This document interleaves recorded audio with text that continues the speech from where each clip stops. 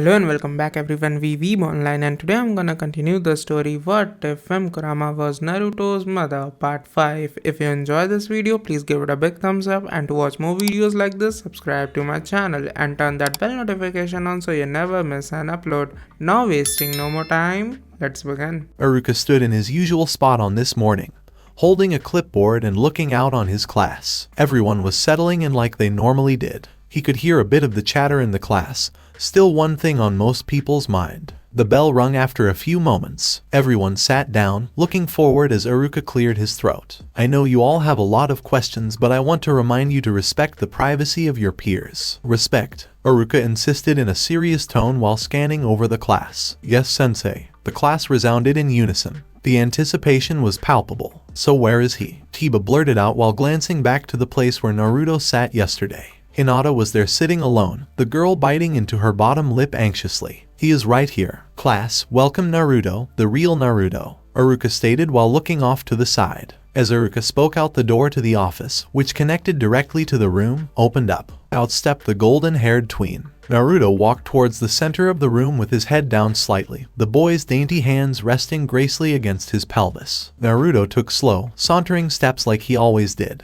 Of course, the way that he moved was completely new to his class. When arriving at the center of the room, Naruto turned to face his class, the room completely silent. After a moment, he lifted his head to gaze upon his peers nervously, drawing another series of shocked gasps. Naruto wore the clothes that Kurenai got him. The tight, form-fitting outfit accentuating his feminine curves. His vest was open, revealing the dark fishnet shirt. The tween's blonde hair flowed down to his butt. It was shorter than usual because the strands were braided into that familiar crown which wrapped around his head. A bit of his hair branched out to the side of his face like a golden veil. Then there was Naruto's face. His eyes were slightly different. They were still blue, but now being a darker shade of blue towards the center, but the edges of his pupils were a subtle shade of purple. The influence of his real eyes, which were of course the red slitted eyes of a demon. The effeminate boy's lashes were longer, almost unnaturally so. His face was more rounded, maintaining softer features. His skin was perfect, no blemishes in sight. His eyebrows appeared to be perfectly trim. Finally, there was his lips, luscious and pouty. Quite frankly, the boy was absolutely gorgeous. When demon blood was combined with that of a human, it created a near-perfect combination of the two. Naruto's appearance was just one benefit of having demon blood.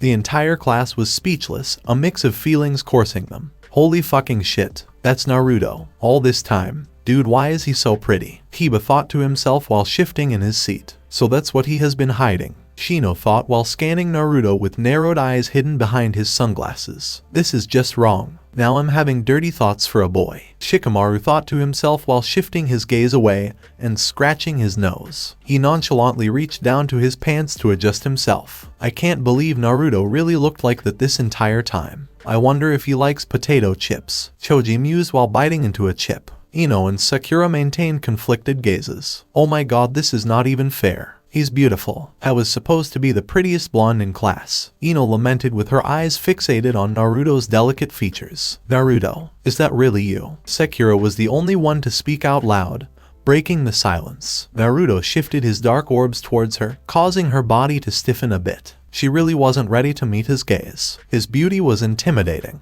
Yes, Sakura, I'm sorry for lying all this time. Naruto spoke out hesitantly in that quiet, angelic voice of his. His eyes shifted down as he spoke, the boy turning his head away in shame. Dude, his voice. It kind of sounds like him, but I can't take this. Hiba thought to himself in disbelief, the boy reaching up to rub into his own hair in frustration. Sakura was a bit taken aback by Naruto's behavior. No, it's okay. I'm sure you had a good reason. Sakura blurted out dorkily. Ino glanced over to Sakura with a raised brow. Naruto looked back at Sakura, a subtle, gentle yet somber smile forming along his voluptuous lips. Thank you, Naruto whispered meekly. Silence filled the room again upon observing Naruto's response. No one was prepared for this change. Please take your seat, Naruto. Class will continue as normal, Iruka instructed in a gentle manner. Naruto nodded in acknowledgement before walking forward. As he stepped towards them, everyone finally was able to get a good look at the way Naruto moved. The girls and a few of the boys found themselves staring at the light swish of Naruto's hips. Shikamaru and Kiba couldn't help stealing a glance at the blonde's butt as he passed them. The two boys had to adjust themselves again. Naruto's long hair swayed gently from side to side as he walked, the thick strands bouncing subtly with every step.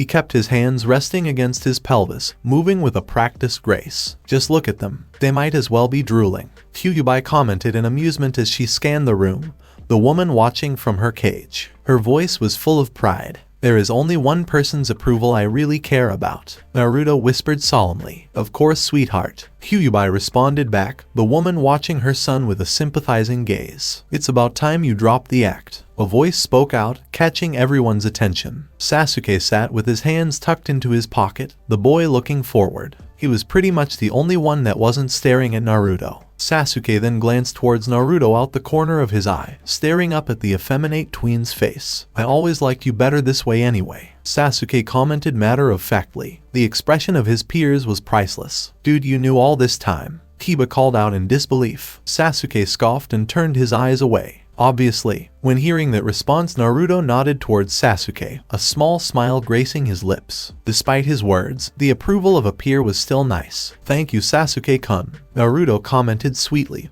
drawing a small nod from the raven-haired boy. As Naruto walked past Sasuke, they were both being stared at now. Sasuke knew all along. Sakura questioned to herself while shifting her gaze back and forth between the two. Naruto continued all the way to the back where Hinata was seated. The girl had a gentle little smile across her lips. This was the Naruto she'd grown to know for the past few months. Well, mostly. He was still far more meek and soft-spoken than usual. Compared to who he was before Midnight was taken prisoner, Hinata could tell how emotionally vulnerable he had recently become. He was different, more fragile, less confident. All she wanted to do was support him. I'm glad you finally showed your real self to Naru-kun. Hinata spoke gently while scooting over to make room for him. Naruto returned her smile with a subtle one of his own, moving to sit next to her until their hips were bumping together. Instantly they clasped their hands together, entwining fingers as they always did. The gesture was hidden under the table. Even Hinata knew. Ugh, how am I so out of the loop? Kiba exclaimed while violently rubbing his head with both hands and messing up his own hair. Alright, that's enough. Back to the curriculum, Haruka called out, drawing everyone's attention. Yes, sensei. The rest of the day went rather normally. Haruka struggled a bit with keeping everyone's attention but managed well enough. Today would be an easy class. Haruka just wanted to give everyone time to get used to Naruto's presence. During breaks, Naruto stayed in class with Hinata. Haruka made everyone else leave the classes to not bother Naruto. Hinata was the only one who could stay with him since she clearly was calming to the blonde.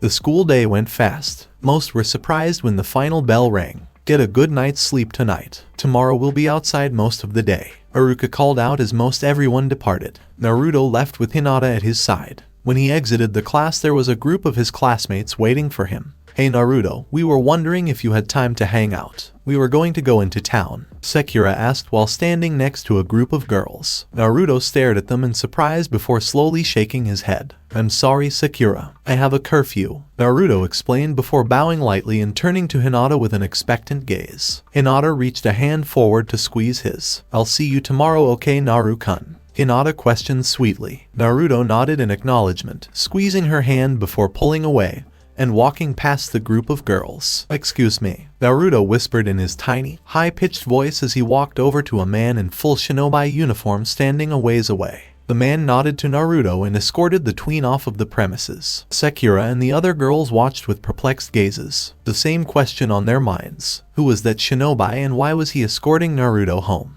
As that question ate at everyone, Sakura and Ino suddenly turned towards Hinata, who was quietly walking away. Just where do you think you're going? Ino called out with her hands on her hips. Hinata eeped out while turning to face them, bowing her head sheepishly. We've got some questions for you, Sakura commanded while encroaching on Hinata. Hinata held a worried expression. Oh Kami, the girl whispered to herself in exasperation before turning around and taking off full sprint to everyone's surprise. Hey, get back here, the girls shouted as they ran after her. They would all be far too slow to keep up with Hinata at this point. A few hours later in Naruto's apartment. It sounds like you had a nice day. You said everyone was nice, Kurenai asked while lightly petting the back of Naruto's head. They were both curled up in Naruto's bed together, the sun having gone down. Both were in their bedtime clothes. Kurenai wore a white, short-sleeved t-shirt with matching white panties. Naruto wore something identical, except his t-shirt was pink. Naruto's face was buried in her covered chest. Their bodies were squished together, legs entwined. A thick blanket covered their forms so that only Naruto's head was visible. Yes, especially Sasuke and Hinata. They've known about the real me for a long time, Naruto whispered. He spoke less hesitantly this night, which was definitely something that Kurenai noticed. She was helping. Have you talked much to them recently? Kurenai questioned, causing Naruto to shake his head. Me and Hinata hold hands in class, but it's hard to talk the way we used to, especially since we can't spend time together after class, Naruto explained. This explanation caused Kurenai's eyes to widen. Her gaze them softened as she reached down to cup a hand against Naruto's panty-clad butt, pulling him up to be more level with her face so she could look him square in the eye. Naruto let out a surprised gasp, looking into Kurenai's eyes curiously. I'll fix that. You've been confined for long enough. They say it's for your own protection, but I'm sure you've figured out that's just an excuse to keep tabs on you, she stated resolutely. Naruto bowed his head before nodding silently. Kurenai leaned forward to place a gentle kiss against his forehead. Starting tomorrow you'll have your freedom back. I'd like you to take the opportunity to spend time with Sasuke and Hinata and anyone else you want. How does that sound? Kurenai cooed while sweeping a few strands of hair from Naruto's face. Naruto looked up with a soft smile. That sounds nice. He spoke out gently before leaning forward to nuzzle his head underneath her chin. With a look of satisfaction on her face, Kurenai reached down to grab his leg, tugging it up to rest it along her thigh. She then used that same arm to loop around his skinny waist and pull him even closer. When she did this, she could feel Naruto's thighs squeezing down around hers, a comfortable sigh leaving his lips. As they settled in, Naruto's mind wandered, focusing on something that Kurenai said. Freedom. Naruto mused before his face began to scrunch up. "K Kurenai-chan," the tween whispered in a barely audible voice, drawing the woman's attention. "Yes, Naru-chan," she questioned curiously. It was rare that he'd call her name. I was wondering." Naruto stuttered bashfully, a small blush tinting his cheeks. Needless to say, Kurenai was rather interested at this point. "What is it, sweetie?" she pressed. Naruto took his time before speaking up again, not sure how to phrase his question. "I know you've spent a lot of money on me already. I'm very thankful for that," Naruto continued to explain, pausing in the middle of the sentence. Kurenai raised a brow, reaching down underneath Naruto's chin to tilt his head up. "Ask and you shall receive," she stated confidently. The woman had no problem spending money on Naruto, as was made clear by the sheer amount of things she'd already bought him without him even having to ask. Naruto found it especially hard to maintain his gaze, his blush growing brighter. His hands were bunched up near Kurenai's chest. He began to fidget lightly with the fabric of her shirt collar. "Well, I was wondering if you could get me something that is really pretty," Naruto asked sheepishly, bowing his head in embarrassment. Kurenai was taken aback, a shocked expression on her face. "Something really pretty, huh? Interesting. Are you trying to impress a certain special someone?" Kurenai teased while tenderly squeezing into the boy's sides. Naruto didn't speak but instead nodded his head. There was only one person on his mind. Kurenai let out a soft chuckle, the woman suddenly rolling over on her back, taking Naruto with her so that he was laying atop her. This action elicited an adorable squeak from the boy. "Sit up and let me get a good look at you," she instructed. Naruto moved obediently, sitting up with his legs spread wide as he straddled her waist. He lifted his scrawny arms up to grab 2 handfuls of his own hair. The girly tween then began to stroke down the length of those silky strands repeatedly, looking away in a bashful manner. Kurenai placed both her hands along his hips now, thumbing into his smooth flesh while scanning his petite form. "I can think of a few things that would look cute on you," the woman mused, clearly pleased by Naruto's request. Naruto could barely deal with the embarrassment, the tiny boy being unable to maintain eye contact. "But you have to do something for me," Kurenai explained, finally drawing Naruto's gaze. He hesitated for a bit, biting into his bottom lip. What is it?" Naruto questioned tentatively. Kurenai only responded with a devious grin. The next day, thunk, thunk, thunk, everyone looked on in amazement as 3 kunai landed dead center into a bullseye etched into a tree. Naruto had thrown all 3 kunai simultaneously with one hand. He then placed that hand gracefully against his pelvis before walking over to Hinata's side. Aruka stood nearby with a pleased expression, writing some notes on a clipboard. A few members of the class gathered around the tree, seeing just how deep those kunai dug into the bark. The kunai were buried to the handle. "So this is Naruto," Shino thought to himself in amazement while glancing back to Naruto's humble form. His thoughts mimicked most everyone else's. "Wow, Naruto-chan, you're like really good," Kiba stated while rubbing the back of his head sheepishly. To his side, Shikamaru rolled his eyes. "Geez, get a hold of yourself," the lazy boy commented idly, drawing a glare from Kiba. "Hey, shut up. Just saying he did a good job is all." Kiba retorted defensively while avoiding eye contact. "Thank you, Kiba," came a heavenly voice. Naruto was walking away from the scene with Hinata, the boy looking towards Kiba with a pleasant expression before turning fully to continue moving away. Kiba couldn't help his eyes trailing down Naruto's body to stare at the tween's butt, a blush forming across his cheeks. "Dude, you're drooling," Shikamaru commented while walking past Kiba and shaking his head. "Shut up." A little ways away, Ino and Sakura watched the entire scene with mixed feelings. Naruto and Hinata settled down near a tree, both kneeling down next to each other. It was a bright and sunny day. The entire class was out in a large field practicing various things. They exercised, threw shuriken, sparred, and more. Hinata took out a small sack of food, offering Naruto a dumpling. Naruto shook his head politely. "Are you sure, Naru-kun? When is the last time you've eaten?" Hinata asked while scanning his body. He was always skinny, but now he looked exceptionally skinny. The boy looked frail. "I'm fine. I just don't have much of an appetite," Naruto stated in a soft whisper. Hinata grew a concerned expression across her face. "Is there anything I can do to help?"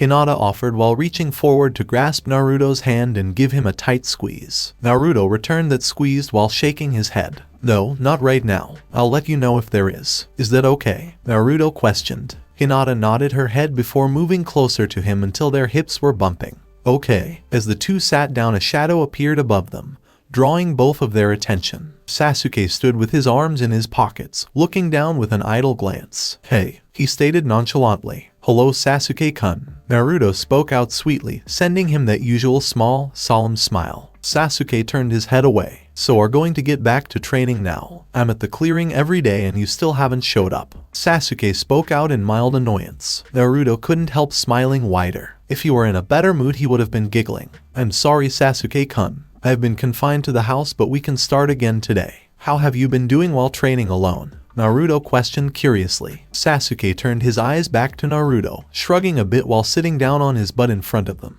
He outstretched one leg but held one knee close to his body, the boy resting a forearm on top of his knee. "The gravity training has been good, but I've stagnated and it's pissing me off," Sasuke brooded. Hinata picked up a rice ball and offered it to him as he spoke. Sasuke took it without hesitation. "Thanks," he stated matter-of-factually, taking a bite of it and continuing. "I need something new," Sasuke explained in a muffled tone with his mouth full. Naruto nodded in understanding. "I have a few ideas," Naruto responded back as the effeminate tween's eyes wandered in thought. Upon hearing that, a pleased smirk grew along Sasuke's lips. "Good." The rest of the school day went normally. The classes ended with a final lecture inside the building. When the bell rang, everyone got up as normal. Naruto and Hinata walked together, exiting the classroom together to once again be met by the same group of girls. "Hey Naruto," Sakura called out, drawing his attention. Naruto stopped and canted his head to the side curiously. "Yes, Sakura-chan?" he questioned in a soft voice. Sakura didn't respond back immediately, the girl gritting her teeth a bit. "Damn it, why is he so sweet? So we noticed that shinobi isn't here today. The offer still stands if you want to hang out," Sakura offered. Hinata walked next to Naruto and looked over to him, wondering how he'd respond. He didn't have an excuse this time. "Well," Naruto trailed off hesitantly before being interrupted. "He's busy," came the voice of Sasuke from behind the group of girls. The raven-haired boy walked through the crowd of girls as everyone made way for him. He continued past Naruto in the opposite direction of the girls. Sasuke then stopped with his back facing everyone, turning his head to glance out the corner of his eye towards Naruto and Hinata. Naruto bowed his head apologetically towards the group of girls before meekly turning around to follow Sasuke. Hinata wasn't far behind. With a satisfied smirk, Sasuke continued on, leading the pack towards their familiar clearing. As they walked away, the intensity of glares sent towards the back of Naruto's head was indescribable. "Ah!" a small voice cried out as her body was knocked to the ground. Hinata struggled to stand up for a moment before finally rising to her feet and returning to her fighting stance. Sasuke stood a few yards away from her, lowered into his fighting stance with an annoyed expression. "You haven't been training at all, have you?" Sasuke scolded accusingly before dashing forward at blazing speeds towards the girl. She immediately began to defensively rotate in an attempt to deflect the kick Sasuke was sending her way. When Sasuke's foot collided with the force field, he used the momentum of the spinning force to twirl in the air. His body was then engulfed by an aura of blue chakra as he delivered a spinning kick directly into Hinata's shield. The power of Sasuke's chakra-infused kick broke through the barrier, his foot crashing into her stomach and sending her reeling back. Hinata was sent flying, her frame crashing into the ground and rolling in the dirt. From the side, Naruto watched with a small shake of his head. Sasuke stood upright with his arms crossed, his figure glowing from the power of his chakra. The entire time during Naruto's recovery, Sasuke had been training non-stop with the gravity seal that Naruto taught him. The seal weighed down his muscles and his chakra, helping his power grow exponentially. Hinata trembled, getting up with shaky legs. "This is pointless," Sasuke said in frustration while turning his back to the girl. Hinata's eyes widened before she bowed her head in shame. Naruto watched from the side, biting his lips. He didn't know how to handle the situation. If he were his normal self, he would have taken charge and spoken up. But right now, he just wasn't the same. Not while a certain black fox was still away from his arms. "Sasuke," Naruto called out meekly, drawing both of their attention. Sasuke cast his annoyed gaze towards Naruto, waiting expectantly. Naruto hesitated, wrapping his own arms around his waist. Sasuke, sensing Naruto's discomfort, sighed and slicked a hand through his hair. "Sorry, Hinata," Sasuke called out with his back still facing her. Hinata shook her head. "No, you're right. I have been neglecting my training. I apologize. I'll be better," she said in determination. Naruto smiled gently. They were being strong, for him. "Maybe if you increase your weights you'd have a more productive training session," Naruto proposed. Sasuke turned his attention to Naruto and shrugged. "Yeah, I guess. You said you had some other ideas as well," Sasuke asked while performing a few one-handed hand signs to slowly increase the weight of his gravity seal. Naruto nodded in acknowledgement of Sasuke's words. "Yes, you are very strong and fast. I was thinking we could work on the refinement of your jutsu. Maybe even teach you some new ones. Get you used to using and controlling the jutsu," Naruto proposed. Sasuke couldn't help the pleased smirk that crossed his lips. "Now we're talking," the raven-haired boy replied while looking over to Hinata. Hinata turned her eyes away in shame. Naruto walked over to the two. "Hinata as well. We train together or not at all? We are friends, right?" Naruto asked while grabbing Hinata's hand and squeezing her affectionately. Hinata really appreciated that gesture. Sasuke huffed a bit, walking towards the two and reaching his hand out begrudgingly, the boy looking away. We don't have to keep saying it though," he stated coolly. Naruto smiled, taking his hand. Hinata did the same. They stood in a circle, closing their eyes and began to breathe in unison. Slowly their bodies were engulfed by a thin blue aura of chakra which began to meld together, surrounding their tweenage forms and swirling around them. As they did this, their connection to each other enhanced. Hinata and Sasuke experienced again the taste of a demon's connection. Sasuke felt Hinata's guilt and squeezed her hand to reassure her. A small smile formed along Hinata's lips as she reciprocated that gesture. After a few moments, they opened their eyes and dropped each other's embrace. They'd trained together for hours, just like they used to. That night, Naruto's plump hips swished hypnotically from side to side, the boy raising his arms to lightly and alluring slide his hands up along the side of his curvy form. His slender fingers trailed up his own waist, ribs, neck, to entangle those digits within his silky hair to fluff up the strands. The effeminate tween then began to slowly turn around, rotating his hips erotically in small circles. The movement of his body caused the fabric of a frilly skirt he wore to flutter lightly. Naruto stood in front of a large mirror in his room. It was brand new, able to reflect his entire body. This night a special outfit adorned his body. He wore the uniform of the non-shinobi schools, a girl's uniform. Hanging from his hips was a short, frilly, black, thigh-length skirt. It led up to a white button-up blouse with an adorable, silky black ribbon tied around Naruto's neck. Covering Naruto's slender legs were a pair of black thigh-high stockings. In his hair was a large black bow that decorated his hair. When Naruto spun around, the fabric of his skirt would flutter up to reveal the cottony panties her wore underneath. This show was all for the eye of a certain black fox who had saved her strength in order to watch him. He told her that he was going to do something special for her. The girl was very, very pleased. Midnight watched through their demonic connection, the girl alone again in her dungeon cell. She was usually alone at this time of night, so they set this time as their communication time. Midnight's eyes were fixated lustfully on Naruto's body, using one of her tails to pleasure herself while she watched. One of her tails was cut off at the base. When they discovered that she broke the chains around her tail, they punished her harshly. She didn't care though. When she was alone, she refocused what little chakra she could still channel, sending it to her tail in order to grow it back. Also, she could properly enjoy herself while watching her love dance, just for her. Bend over, Midnight instructed with an animalistic grunt. Naruto instantly complied, bending over at the waist to grab at his knees. The provocatively dressed blonde then slid his hands sensually down his smooth legs until he was gripping his ankles. Naruto bounced his hips slightly so his skirt would pop up and reveal his supple, panty-clad ass once more. A feral growl resounded through the connection, the voice slowly fading away. Midnight, Naruto called out tentatively. Same time tomorrow. Midnight's voice faded away, leaving Naruto with an echo of silence. Slowly Naruto stood up and wrapped an arm around his own belly, staring at his reflection in the mirror. Naruto's eyes began to water, but this time he didn't cry. Instead, those dark orbs of his narrowed, the smallest glint of anger in his gaze. It was barely noticeable, but there, laying silently on the sole bed in the room, Kurenai had been watching Naruto's show with an amazed, disbelieving expression across her face. When Naruto asked her to buy him cute outfits, she didn't expect that this is what he'd decide to do with them. In her eyes, he was clearly practicing for someone. That was quite the display, Naru-chan. Kurenai commented in a dumbfounded voice. Naruto's attention finally shot back to her, a huge blush spreading across his face as he bowed his head. He raised both his dainty hands to begin stroking handfuls of his hair bashfully. "Oh yay," Naruto whispered, not really knowing what to say. "You don't have to watch every time." The tween spoke in a barely audible voice. Kurenai smirked and sat up, crossing her legs. She patted her thighs. "You're absolutely insane if you think I'm missing out on that.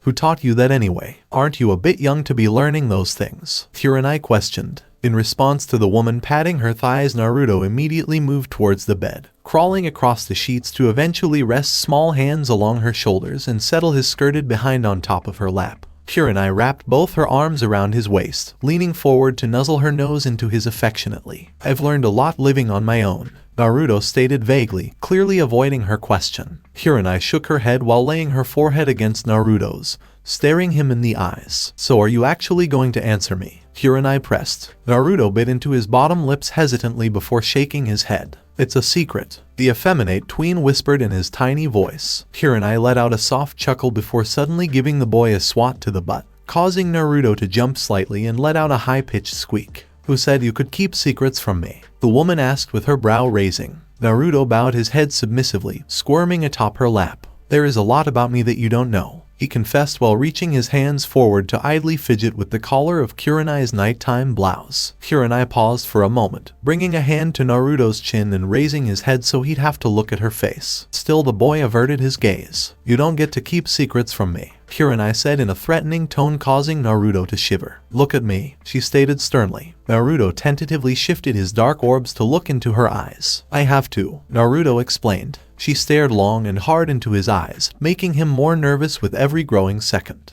After a while, a slick smirk grew across her lips. "That makes you a bad boy. Bad boys get punished," Kurenai stated playfully before shoving Naruto onto his back abruptly. She then jumped atop him, straddling his waist and pinning his wrists above his head. Naruto squealed out in surprise, a heavy blush staining his cheeks as he looked up to her helplessly. He would never hurt her even though he was by far the stronger of the two. Kurenai maintained her devious smirk, leaning her face down to be inches in front of his. Naruto was breathing hotly, his thighs grinding together in a bother. A moment later, a girlish squeal filled the air of Naruto's apartment. Inside of the cage, Kyuubi watched the scene from her spot on the cliff, the woman canting her head to the side in amusement. "Tell me you're seeing this, Midnight," Kyuubi commented with an alluring gaze. "Do you even have to ask?" Midnight replied back, having enough strength to secretly watch the scene. The girl was licking her lips back in that dark cell. Kyuubi released a haughty chuckle. "Thought so." For the rest of the week, Naruto followed a predictable routine. Every day at school, he'd show off a different aspect of his strength. After school, he'd go to that familiar clearing to train with Sasuke and Hinata. After a few days, Kurenai even showed up at the clearing since Naruto was late getting home one night. She was quite amazed watching Hinata and Sasuke spar. She didn't get to see Naruto's strength since he was mostly coaching from the side.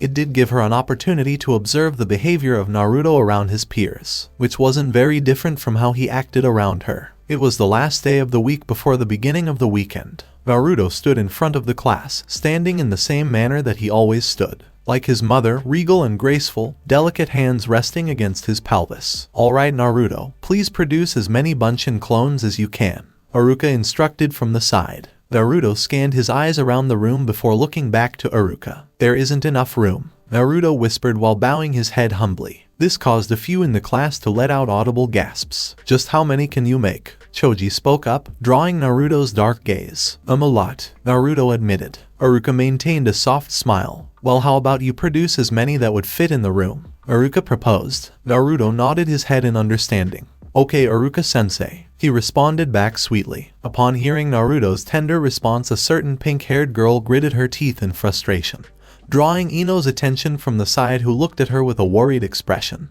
Naruto faced the class before closing his eyes. As he did, the entire room was consumed with smoke. When the smoke vanished, a crowd of Naruto clones filled every single bit of free space. Shino narrowed his gaze. They all have shadows. They aren't illusions. They are real. What is she? The boy thought to himself in amazement and just a hint of fear. After a moment, the clones disappeared in a puff of smoke, just leaving Naruto with his head bowed in front of everyone. You didn't use a hand sign, Kiba called out in disbelief, a look of shock on most people's faces as they noticed that as well. Naruto turned his head away, avoiding the gaze of his peers. I don't need to, Naruto explained shortly. When hearing that, even Iruka froze, the entire room growing quiet. Dude, Kiba whispered in disbelief. Naruto nodded subtly before walking back to his seat next to Hinata, his footsteps echoing through the silent room. It's one thing to be able to perform jutsu with one hand, but without needing to use hand signs at all. I'll definitely need to report this to the Hokage, Iruka thought to himself before calling out to the class. Alright, last break. Be back in 20, the man announced. As he did, the room began to fill with chatter. Many students were looking back at Naruto with tentative gazes. Fear was evident in a few of their faces. Naruto avoided their gazes. To his side, Sasuke appeared, looking down on the effeminate tween.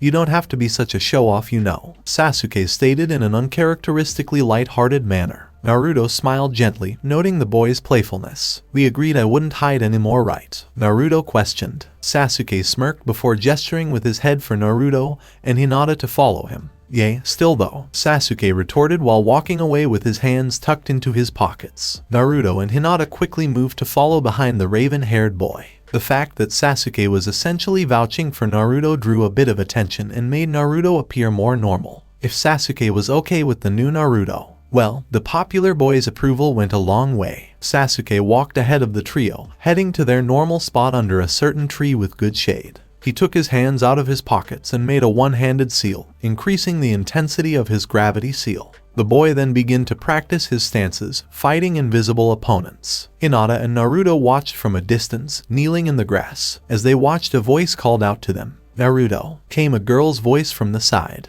Naruto and Hinata swiveled their head to see Sakura approaching. She stopped in front of them. Oh, hello, Sakura-chan. Naruto responded back pleasantly. The girl put on a strained smile. Can I talk to you in private? Sakura asked while glancing to Hinata. Naruto stared up at her in surprise. Oh sure, of course, Sakura-chan, Naruto whispered out while rising to his feet. Hinata squeezed his hand. Save my spot, Naruto asked sweetly. Hinata sent him a gentle smile while nodding. Sakura tapped her feet as she waited for Naruto before walking away with him following closely at her side. Hinata had a worried expression across her face. Sasuke punched at an invisible target, his eyes narrowing, but he didn't make a move to stop Naruto from leaving. So what did you want to talk about, Sakura-chan? Naruto asked curiously. Sakura didn't respond, looking forward as she continued to lead the way. Naruto shifted his gaze downward, taking the hint. She's upset with me for some reason, the tween thought to himself. Jealousy, Kyuubi stated simply. Naruto didn't react to that, following Sakura into the girl's bathroom. He hesitated for just a moment but walked in when Sakura held the door for him. He'd never been in the girls' bathroom before. As Naruto walked in, he was greeted by a larger group of girls, Ino included. What's going on? Naruto asked while turning around only to be met by the angry face of Sakura. We know what you are doing, Sakura stated accusingly, harshly poking a single finger against Naruto's chest. Naruto bowed his head and fidgeting nervously. What do you mean? The effeminate boy whispered meekly. After Naruto spoke those words, a loud noise reverberated off of the walls as Sakura smacked Naruto across the face. Naruto recoiled, turning his head away and bringing up a shaky hand to cradle his cheek, tears threatening to fall from his eyes. Don't play dumb, the girl shouted. The other girls were a bit shocked. Calm down, Sakura, Ino spoke up, walking in front of Naruto and placing a hand on Sakura's shoulder. Sakura crossed her arms and turned her head away in a huff. Naruto trembled in front of them, confusion evident in his dark orbs. Look, we see you spending a lot of time with Sasuke. We know what's going on. You wouldn't dress like that if you weren't trying to get him. He's off limits, Ino stated in a much more calm tone while looking harshly towards Naruto. Rumors had spread through the class rather quickly that Naruto was gay or at least bi. He wouldn't be the first. Even though he spent so much time with Hinata, everyone just assumed they were friends since they never actually kissed or did anything friends wouldn't naturally do. Naruto clutched into the bottom hem of his fishnet shirt, trying to choose his words carefully. I'm sorry, I'm not interested in Sasuke. I still like girls, so please don't hate me. Naruto blurted out in a distressed high-pitched voice, a pleading look in his watery eyes as tears began to fall down his cheeks. Sakura and Ino looked surprised. They paused for a moment before Sakura spoke up, walking in front of Ino. Ino grabbed the girl's arm to stop her, but Sakura forcefully pulled away. Sakura stopped just inches away from Naruto, glaring at him. They were pretty much the same height. Then kiss me, Sakura challenged. This command was just as surprising to the other girls as it was to Naruto. Naruto bit into his bottom lip. Naruto paused, looking nervously at the girl. He couldn't. There was only one girl on his mind. I can't, the boy whispered obediently. Sakura scoffed before turning her back on him. Thought so. Look, you can go after anyone in class. Hiba obviously likes you. Even Hinata seems to like you too. Just stay away from Sasuke, she called out to the others. The girls who were behind Naruto began to walk past him, intentionally bumping into his tiny form. Ino had a conflicted expression on her face but turned to follow Sakura anyway. She stole a glance back to the trembling boy but wasn't going to go against the mold. Naruto stood alone for a while in silence as the girls exited the bathroom. He was shaking, head dropped low, arms wrapped around himself. But slowly the boy stopped shaking. He raised his head, his tears drying up. Naruto's eyes were narrowed, his little fists balling up. But even that expression didn't last long. Soon his gaze softened, the tween's girly figure relaxing. He gazed to the side to look at himself in the mirror, at his own pretty face, into his own eyes. They lacked the compassion that they once did. They were just cold. Naruto took some time to gather himself fully, fluffing up his hair, and making sure his tears were wiped away. As he did this, the door to the bathroom opened. Naru-kun, a soft voice called out. Naruto turned to see Hinata standing a ways away. She immediately noticed the look in his eyes. Are you okay? She asked in concern while closing the distance between them. She reached forward to caress both sides of his face. Naruto looked away, staying quiet. Hinata shook her head, rubbing a thumb along his cheek. They were mean to you, weren't they? She questioned. Naruto nodded solemnly. Upon seeing his reaction, the girl's eyes narrowed. She turned around with her teeth gritted. She was prepared to storm out and give them a piece of her mind, just like when she first learned that someone was treating Naruto cruelty. Before she could, Naruto gripped her wrists weakly. Hinata turned her head to see Naruto looking down.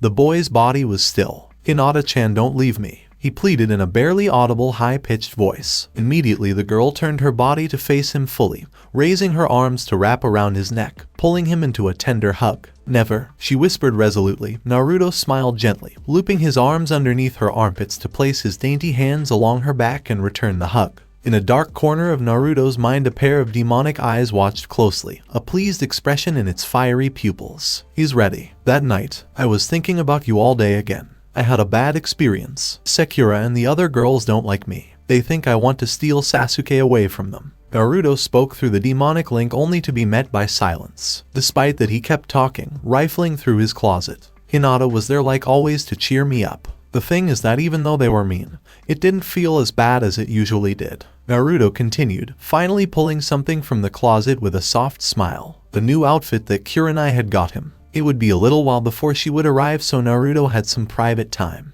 He took that outfit over to the larger mirror in his room. The boy still hadn't changed out of his shinobi clothing. I can't bring myself to care as much as I used to. They are just like everyone else. Their eyes, I'm getting more used to it. I won't let those eyes hurt me anymore. Hurt us? They don't matter. Not really. There will always be eyes like that. Maybe not all the time, maybe not everyone, but they will never disappear. There will always be someone, somewhere, who will look at me with those eyes no matter what I do. I have to focus on what really matters. My friends, my family, you. Nothing else matters, no one else matters. Naruto finally finished speaking through the connection regarding that subject. A satisfied smile played across his plush lips. He held a French-made outfit in front of his body while gazing upon his own reflection in the mirror. This was his favorite part of the day. I hope you like what I got for you. I've been practicing, Naruto said while turning around and walking over to his bed. He laid out the outfit across the sheets before reaching down to the waistband of his pants. Before he could push them down, he heard a weak voice call out to him. Naru-chan. Midnight's voice resounded through the connection. Naruto's tender smile widened when hearing her. I've prepared something special for you tonight, darling.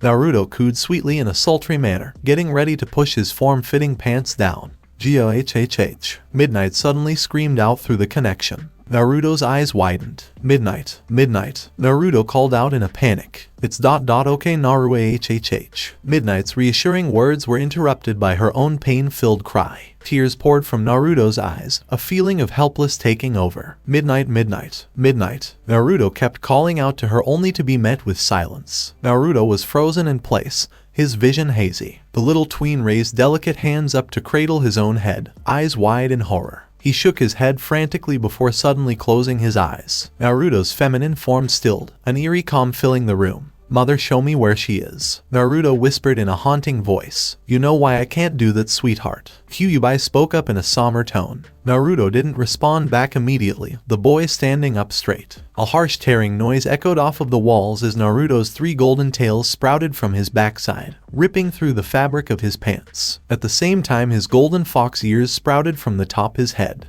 Naruto's eyes transformed into their blood red, slitted demonic version. Naruto's nails and fangs elongated. The whisker marks across his cheeks became more prominent. Naruto slowly took off his vest, tossing the heavy garment to the side so that he was only wearing that tight fishnet shirt, his bindings visible underneath. Mother, Naruto spoke out loud now, his voice still as high-pitched and as feminine as always, except now his tone was completely different. The tween's tone was resolute, calm, determined. Are you sure, sweetheart? Once you do this, there is no going back. Kyuubi warned. Naruto. Midnight's voice cried out again, the girl clearly in agonizing pain. Mother, Naruto exclaimed in alarm. When Naruto shouted, his eyes shifted towards the window to his room. He could sense Midnight's chakra in the distance, miles away, outside of Konoha. The force of Naruto's movements was incredible. He burst through the glass of his window, his entire apartment exploding behind him in the wake of his speed in that sudden collision. A loud boom echoed in the night sky from the sound of Naruto breaking the sound barrier and crashing through the glass. Naruto flew through the air like a jet, the windows of nearby buildings shattering as he sped by. The few bystanders that were on the street at this time of night were knocked off their feet by the powerful gust of wind Naruto kicked reached the edge of the village in seconds, moving rapidly towards the huge front gate of Konoha. He barreled straight through it. A huge explosion of concrete and dust shot into the air, a few shinobi guarding the gates letting out surprised yells as they were sent flying. Naruto didn't stop there, however, his body disappearing into the trees. Naruto was surrounded by a dark red aura, the effeminate boy jumping from branch to branch at blazing speeds. Every jump sent him rocketing forward. Anyone who looked upon him would swear that he was flying. In reality, he was jumping so fast and strong that there was barely a difference. Naruto's pretty face was contorted into a rare expression of deep focus and restrained menace. I'm coming for you, Midnight. A dark figure moved as a blur from tree to tree, zooming through the air at speeds that should have been impossible for any human to endure. Despite the speed in which the figure moved, it was completely silent, an advanced sound nullifying jutsu surrounding its body coupled with its naturally soft steps. As the figure soared forward, a large mountain became visible through the tree line.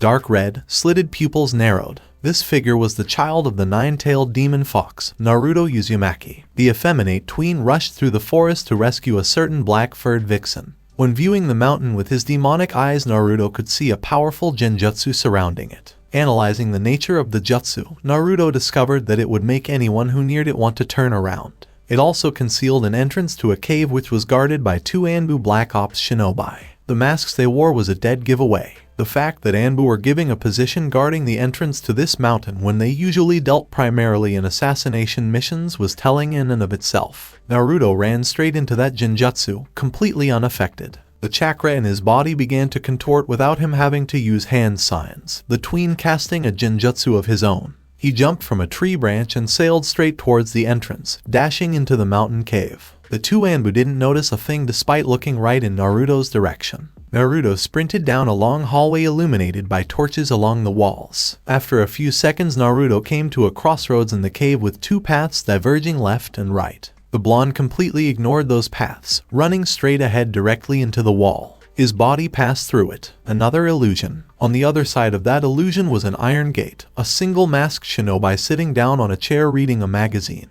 His arm was resting on a wooden table, a bored expression in his eyes. The only thing the shinobi saw before his head was smashed into the cavern wall, forcing him unconscious, was a long mane of fluttering golden hair. "Arg!" Midnight yelled within her mind as a metal rod pierced her gut, tearing all the way through her body until the metal clanked against the stone that the girl laid across. Her face showed her anguish, but she continued to stare up at the ceiling. Ibiki stood over her, his hand still gripping the rod. "After all this time you haven't screamed out once," the man stated matter-of-factly. Like usual, he got no response from the vixen. Ibiki stared down at her mutilated body thoughtfully. "I'm being reassigned. Just thought I'd let you know. I'm almost sad. I've enjoyed our long talks," the man continued. Midnight lazily shifted her eyes to his, the girl still completely silent. "One-sided as they may be," he commented with a disturbing chuckle. Ibiki removed his hand from the handle of that metal rod, lifting the same hand up to take off his shinobi headband, revealing the many scars that covered his scalp. Midnight had seen these scars multiple times. She had to endure his monologues about the torture he endured, his life story. Hearing him rant and talk about his life was almost as painful as the physical torture itself. "They haven't told me who will be replacing me. I do know that their methods will definitely adopt to my reports. They won't be given as much time as me to interrogate you." Ibiki mused, leaning down until his face was inches from hers, staring into her pitch-black orbs. "You are going to rot here for the rest of your days. Though I'm sure you could have guessed that by now. Lucky for you, we still need information out of you, otherwise we would have killed you a long time ago. Or well, not so lucky," Ibiki stated with an amused chuckle. "Kami, he never shuts up," Midnight lamented inwardly. She then felt his palm rest against her bruised belly, just below that rod. "I mentioned that my replacement's methods will differ greatly from mine. It was made clear rather quickly that we won't get anything out of you with pain. Honestly, what we learned from your body was worth the wasted time torturing you, knowing you wouldn't speak a word." However, Ibiki paused while sliding his hand down Midnight's pelvis, tracing a finger over the band of her panties. Those garments were no longer hers. Her original attire was long gone, to be replaced by much lower quality undergarments. Midnight kept her dark orbs on him, the girl's eyes narrowing. Seeing that caused a pleased grin to appear across Ibiki's face. "They will most likely be implementing methods far different from my own. There are more than one way to cause suffering, especially to a woman's body," Ibiki stated in a sinister tone while shoving his hand underneath the band to Midnight's panties. Midnight tore her gaze away from his eyes to go back to staring up at the ceiling. A deeply satisfied expression appeared on Ibiki's face. She'd never took her gaze away from him in reaction to something he's said or done. Every time she did it, it was out of boredom. Emboldened by her response, Ibiki shoved his free hand into Midnight's face, gripping her jaw tightly as he bent down to force his lips against hers. Midnight didn't respond, the girl continuing to stare up at the ceiling as his tongue licked against her muzzle. The hand he had delved past her panties was moving, a single finger thrusting into her. After a moment, the man pulled back from her face, a sick grin painted across his lips. His grin was only matched by Midnight's. The girl's smiles was as wide as the Cheshire Cat. "After all this time, you still know so little about us." Midnight spoke out loud for the first time in his presence. Ibiki was barely able to mask his surprise. "So you finally UGHHH." The man's words were interrupted by his own cry of agonizing pain as he quickly removed his hand from Midnight's panties. He looked on in horror as his middle finger began to melt away, a sticky acid burning through the bone. The acid was sliding down the digit, threatening to spread to the rest of his hand. Acting fast, Ibiki took out a kunai and quickly cut off what remained of his middle finger, watching in shock as that digit fell to the ground and was completely disintegrated by the acid. The goo then began to melt through the stone floor. Ibiki's attention was drawn away from the scene by the sound of Midnight's laughter. The girl was snickering deviously, still staring up at the ceiling. Slowly her black orbs shifted to Ibiki, an amused smirk playing across her lips. "You're everything she said you were," Midnight stated cryptically while watching the man with an idle gaze. Ibiki had his teeth gritted, scanning her form tentatively. She still seemed to be made immobile by the long chains which pinned her limbs to the stone table she was forced to lay on.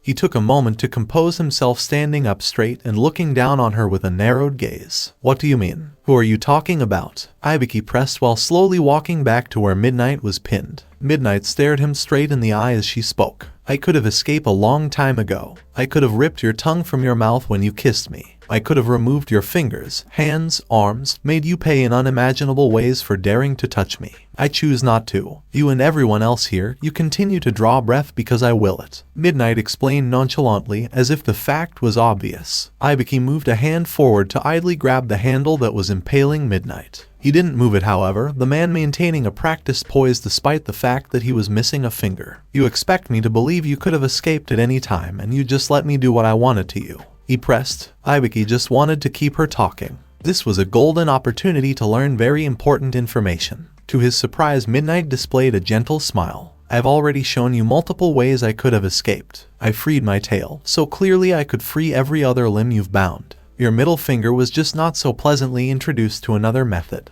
She went on while idly glancing at his burned nub. Ibiki stared stoically at her. He could see she was trying to get under his skin, sneaking past the guards, which rotate every 2.5 hours, sometimes switching to 3.5 hours, would have been all too easy. Taking out Matsu, making his 4-year-old daughter an orphan, child's play. Or Natsu and Megami during the times they sneak off to have fun with one another. Midnight continued before turning her gaze away from him and staring up at the ceiling. He got the point. Ibiki glanced at the ears atop her head as they twitched. So that's how good her hearing is. Incredible. Those shinobi are assigned to the entrance. She could hear them all the way in here, through the walls. Ibiki pondered to himself in amazement. He was so lost in his thoughts he barely noticed that she stopped speaking. He twisted the metal rod in her belly. He could see her toes curl as he performed that action. That got her attention. Then why? Why let us live if you could so easily escape? My jutsu allows me to sense your pain. You feel this as much as any human. Why endure this? Ibiki pressed while softening his grip on that rod but still holding on to it. Midnight gazed up to him with a solemn smile. To make him see, she stated vaguely. This answer was clearly unsatisfactory because Ibiki began to twist that rod again.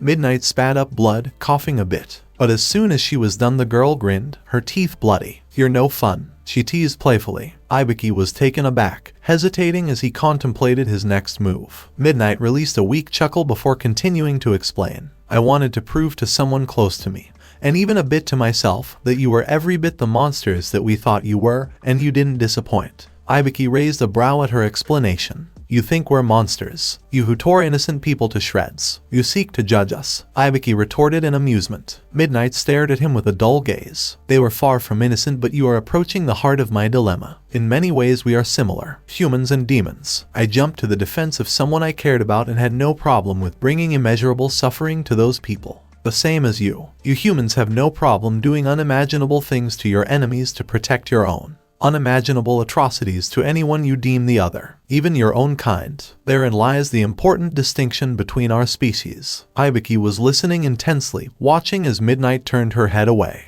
Do you know what the biggest difference between us is? I'll give you a hint. It's not the fact that we regenerate our limbs and body parts. Ibiki glared down at the girl, removing his hand from the rod to bang his fist on the table as a show of frustration. Quit playing games and just get on with it. The man barked out. Midnight frowned. No fun at all. The girl lamented before continuing. What you do to your own kind, what you justify in order to feel safe and secure, it's something we would never do to one another. We have a connection, an empathy that you can't possibly comprehend. Demons of the same clan don't rape each other, don't murder each other, don't hate each other, don't torture each other. We live in perfect harmony. We suffer together, we struggle together, we succeed together. We are one. Midnight emphasized those last words. Your society is a parody of itself. This planet has given you so much, yet you waste its bounty on war, slavery, extreme poverty. Look how many of your kind die of curable disease because they don't have enough money to pay for medicine. Look at how many of your kind starve while a few have enough food to feed your entire species 10 times over. Look at how many of you freeze to death in the winter when at the same time there exist empty castles and mansions built for one person.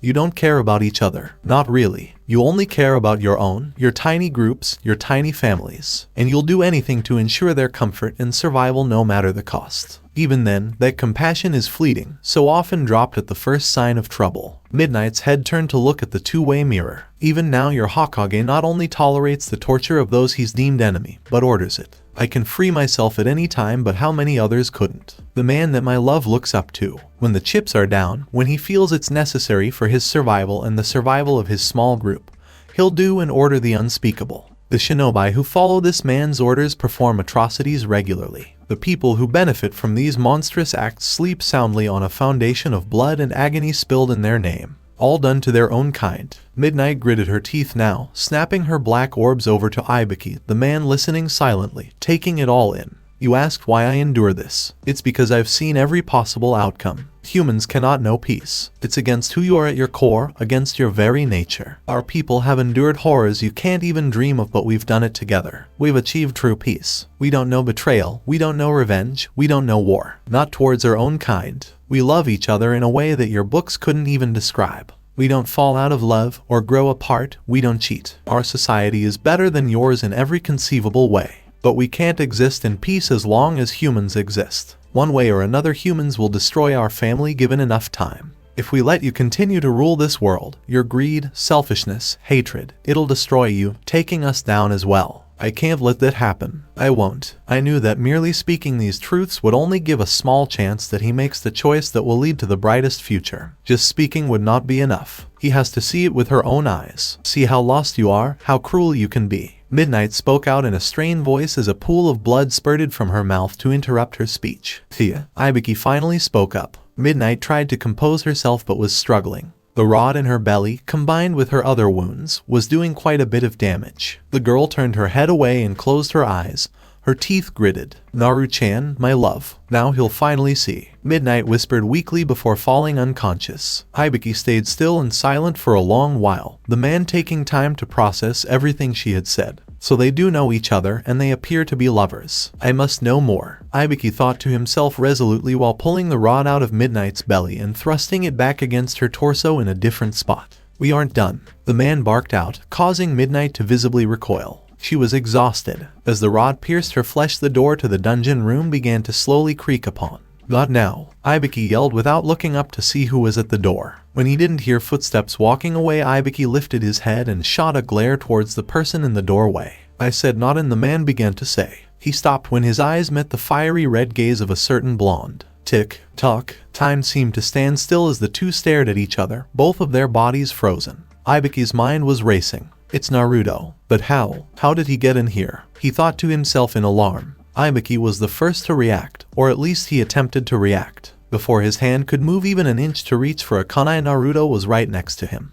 With a high-pitched cry of anger, Naruto slashed at Ibiki's wrists with razor-sharp claws, completely severing the man's right hand. A dismembered hand was left gripping the rod stifle. As he opened his mouth to let out a pain-filled scream, 3 golden tails smashed into his body, sending the man flying across the room and colliding into the wall opposite the doorway. Blood spurted from his mouth as he collapsed on his ass, his head hung low. Naruto now hovered over Midnight, the boy's eyes wide in horror. Seeing her like this, mutilated so grossly, the girl's body so broken. It was too much for the poor tween's mind. Naruto stood there for what seemed like eternity, a pit forming in the depth of his soul. His arms hung limply at his side, the effeminate boy's vision blurring as a sea of tears poured from his eyes. His tiny figure was visibly trembling. His world was collapsing. There was a clock on the far wall, the constant ticking often driving prisoners mad. At this point, time was a foreign concept to Naruto. Tick, tock, I will rain down every agony, the boy whispered in a barely audible voice. Every violation imaginable, Naruto continued, his throat raw, the words barely able to escape his lips. I will bring a suffering so vile it will echo through the ages within your collective memory. The once pretty face of Naruto was contorted into a hellish scowl as dark, blood-red chakra thrashed violently around, tendrils whipped through the room, leaving large gashes wherever they struck, scarring the walls, ceiling, floor. Naruto slowly placed a hand along Midnight's chest. As soon as he did, all her bindings, every kunai and weapon that was stuck in her skin, it all jaunted away, dislodging from her flesh and sailing in all directions like bullets. Naruto slowly picked Midnight's battered body up to cradle her in his arms, bridal style. He could see her brow trembling from the pain of being moved. Loud electric noises began to emanate from Naruto. Small, short bursts of black electricity crackled erratically around him. The noise managed to wake Ibiki up from his daze. The first thing he did was use his remaining hand to grab something from inside his vest, a small button. He pushed it just as a golden tail wrapped around his throat and lifted him up into the air. You will feel every bit of pain you've ever inflicted as if it were your own. Every torture you will relive as the victim. Taste what it means to be a demon. Naruto spat out in a rage as the boy's eyes began to glow a dark red. Ibiki looked on in horror, struggling to pry the tail from around his throat with his remaining hand.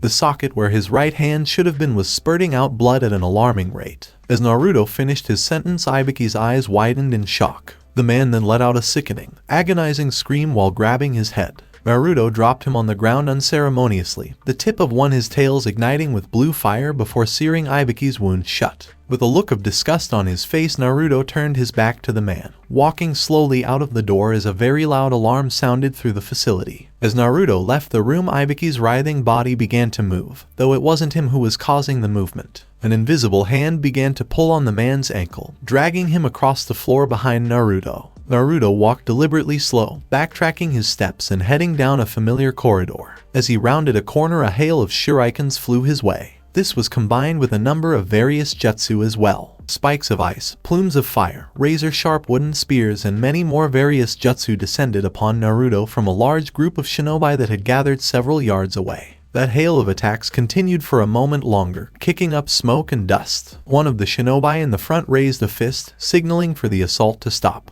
A dead silence fell on the area, only broken by the sound of soft footsteps. Naruto excited the smoke completely unscathed, that same violent aura lashing around him. I am going to mutilate half of you in ways that only exist in your deepest nightmares. The other half, I almost pity. Naruto spoke in two different voices. One was his usual high-pitched effeminate voice. The other was extremely deep and demonic. Fire, one of the shinobi called out, the man appearing to be the leader. Before anyone could move to complete a shuriken toss or perform hand signs, Naruto was standing in front of the man leading the pack, moving at a blinding speed that none of the Jounin-level nin could keep up with. The leader was frozen in place, shaking violently. Naruto had his hand inside of the man's stomach. Okay, this is going to be really graphic. I'm going to give you an opportunity to skip this paragraph. With a ruthless tug, Naruto pulled out the man's intestines, a spray of blood drenching the boy's face. He held Midnight's body in two of his tails now, freeing his hands up. Before the man could die, Naruto exhaled a cold breath, freezing a good portion of those intestines. He then broke it apart and shoved about 2 feet of those guts down the man's throat. The shinobi was convulsing violently at this point while the others looked on in terror. Moving without hesitation, Naruto slammed the man's head into the nearby wall, bending him over. The boy then shoved his hand and arm up the man's ass, grabbing the tip of those intestines and pulling them out through his anal cavity. Already at least a few of the shinobi were throwing up. Some shurikens were sailing Naruto's way, but they were bouncing off a red, dome-like aura that surrounded the boy's bloody form. Naruto then began to walk towards the group, still holding those intestines in one hand in order to drag the very dead body of that shinobi behind him menacingly.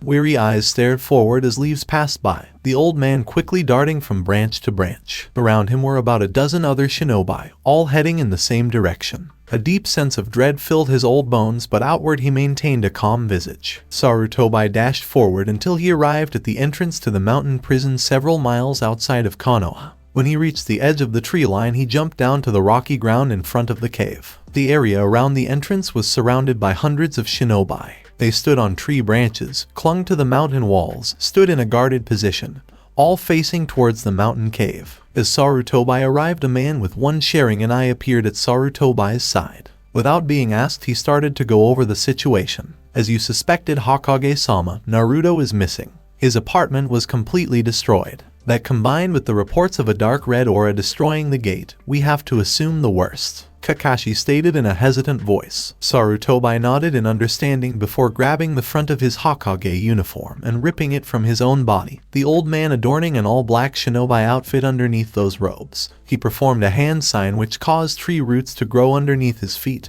and raise him up into the air above all the shinobi on the ground. Then the Kyuubi has escaped, Sarutobi called out with his eyes narrowed. He did that to prepare everyone in the area for what was to come. Based on the reports, there was no other logical conclusion. Who else but the demon child had enough power to cause so much destruction? Who else would be emitting a dark red aura? No, there was only one answer. That announcements caused many shinobi to stiffen, their stances becoming more guarded. Sarutobi looked towards a group of shinobi who were gathering around the entrance to the cave. They all exchanged glances, understanding a few unspoken orders. As everyone waited, there was a distant noise coming from deep within the mountain. It was unintelligible, but growing more distinct with every passing moment. There were several Hyuga shinobi within the large battalion. A few of them held looks of distress on their faces because their Byukagen could see what the others couldn't. Two bent over and began to throw up violently, causing alarm to everyone else. This sight only built tension in the army. Finally, as time passed, the sounds became distinguished. Yells, screams, agonizing moans. The noise echoed from the cavern.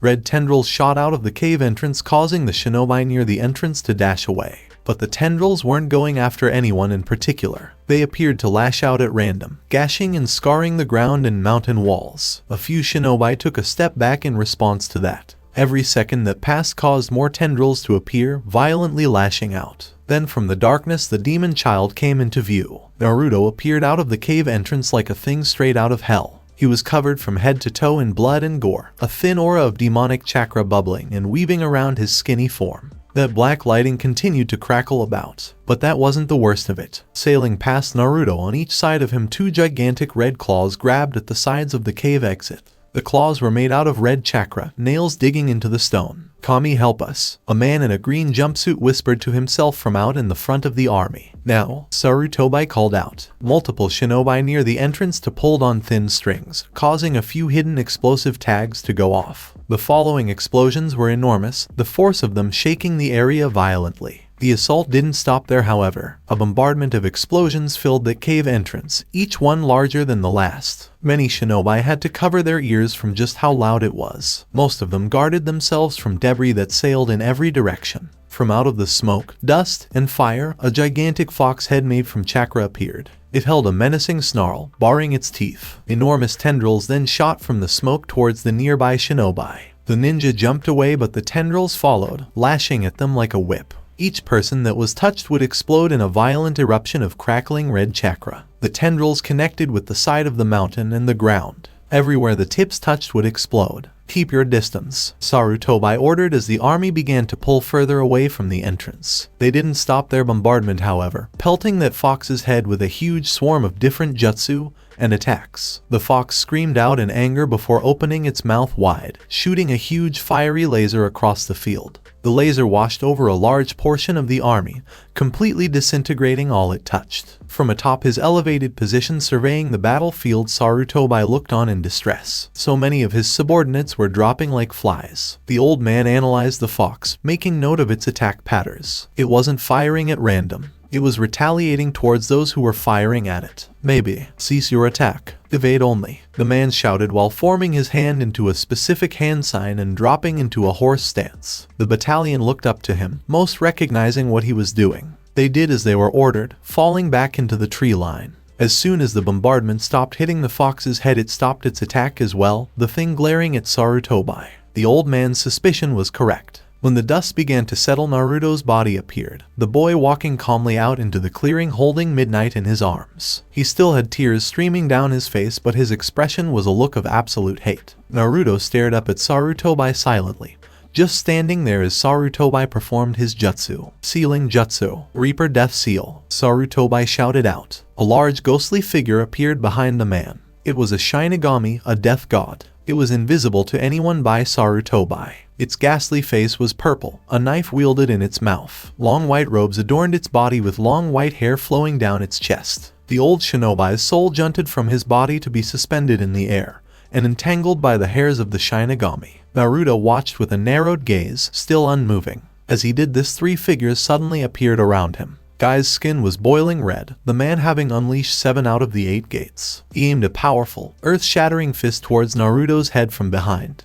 The man's fists were on fire from the speed in which he punched. From the front, Hayashi appeared, Hinata's father, the man thrusting his palm towards Naruto. Kakashi appeared towards the side with his Chidori screeching in his hand. "Chidori, Morning Peacock, 8 trigrams air palm." They all shouted in unison as the trio struck simultaneously. When Guy's fist got within an inch of Naruto's face, a black circle suddenly materialized in front of his knuckles, engulfing his fist. "What?" he thought in alarm, just as a similar black portal formed behind him. From that portal, the force of Hayashi's air palm strike hit Guy straight in the back. A similar black portal appeared in front of Kakashi, Guy's fist shooting from the portal to deliver that bone-crushing punch into Kakashi's stomach. Finally, a portal opened up in front of Heishi. Out popped Kakashi's Chidori, tearing into the Hyuga's side. Naruto didn't even bother looking at them. His eyes focused on Sarutobi. Demon Art, Dimension Barrier. He whispered to himself before dashing around. The tween headed towards Guy first since the man was clearly the biggest threat.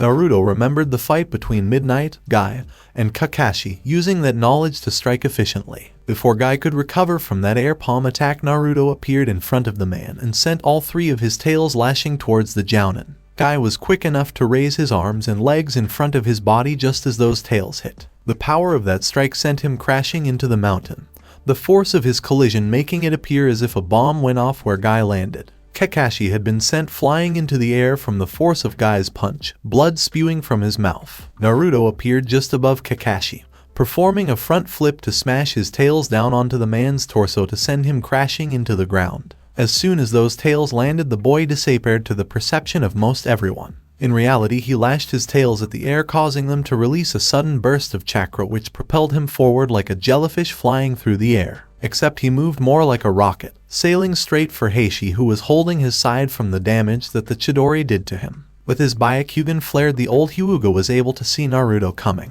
The man, gripping his side with one hand, began to spin to form his revolving heaven defense. But Naruto had spent months training a certain Hyuga. Demon Art, Rotating Hell. The blonde whispered still in that eerie two-pronged voice as he began to spin in the opposite direction that Heishi spun. A whirl of red chakra engulfed Naruto's body, colliding with the spinning force of Hayashi's barrier. As they met, both auras dissipated, just leaving Naruto descending upon the elder Hyuga. Naruto struck like lightning, passing by Hayashi swiftly to land on the ground. Despite the speed in which Naruto's moved, the effeminate boy's landing was completely silent. Naruto had his back facing Hayashi, the man standing still. Suddenly a spew of blood shot from the man's arms, legs, and chest as huge gashes appeared all over his body. He collapsed forward on the ground, unconscious but alive. Naruto then picked up the man with his tails and tossed his body towards the army of shinobi. One Hyuga shinobi launched forward to catch him, cradling the defeated man in her arms. As Naruto threw that man, more bodies suddenly appeared, launching from the cave entrance, which was still guarded by the phantasmal visage of the enormous red fox. The fox's tails threw dozens of bodies into the army. Those bodies were the living, but extremely mutilated figures of the shinobi who had been guarding the mountain prison. Many looked on in horror as others jumped into the air to catch the disfigured ninjas. The sight of those bloody, violated victims was unspeakable. The army was shaken, many frozen in fear. The only hope was Sarutobi, who was currently speeding past all his broken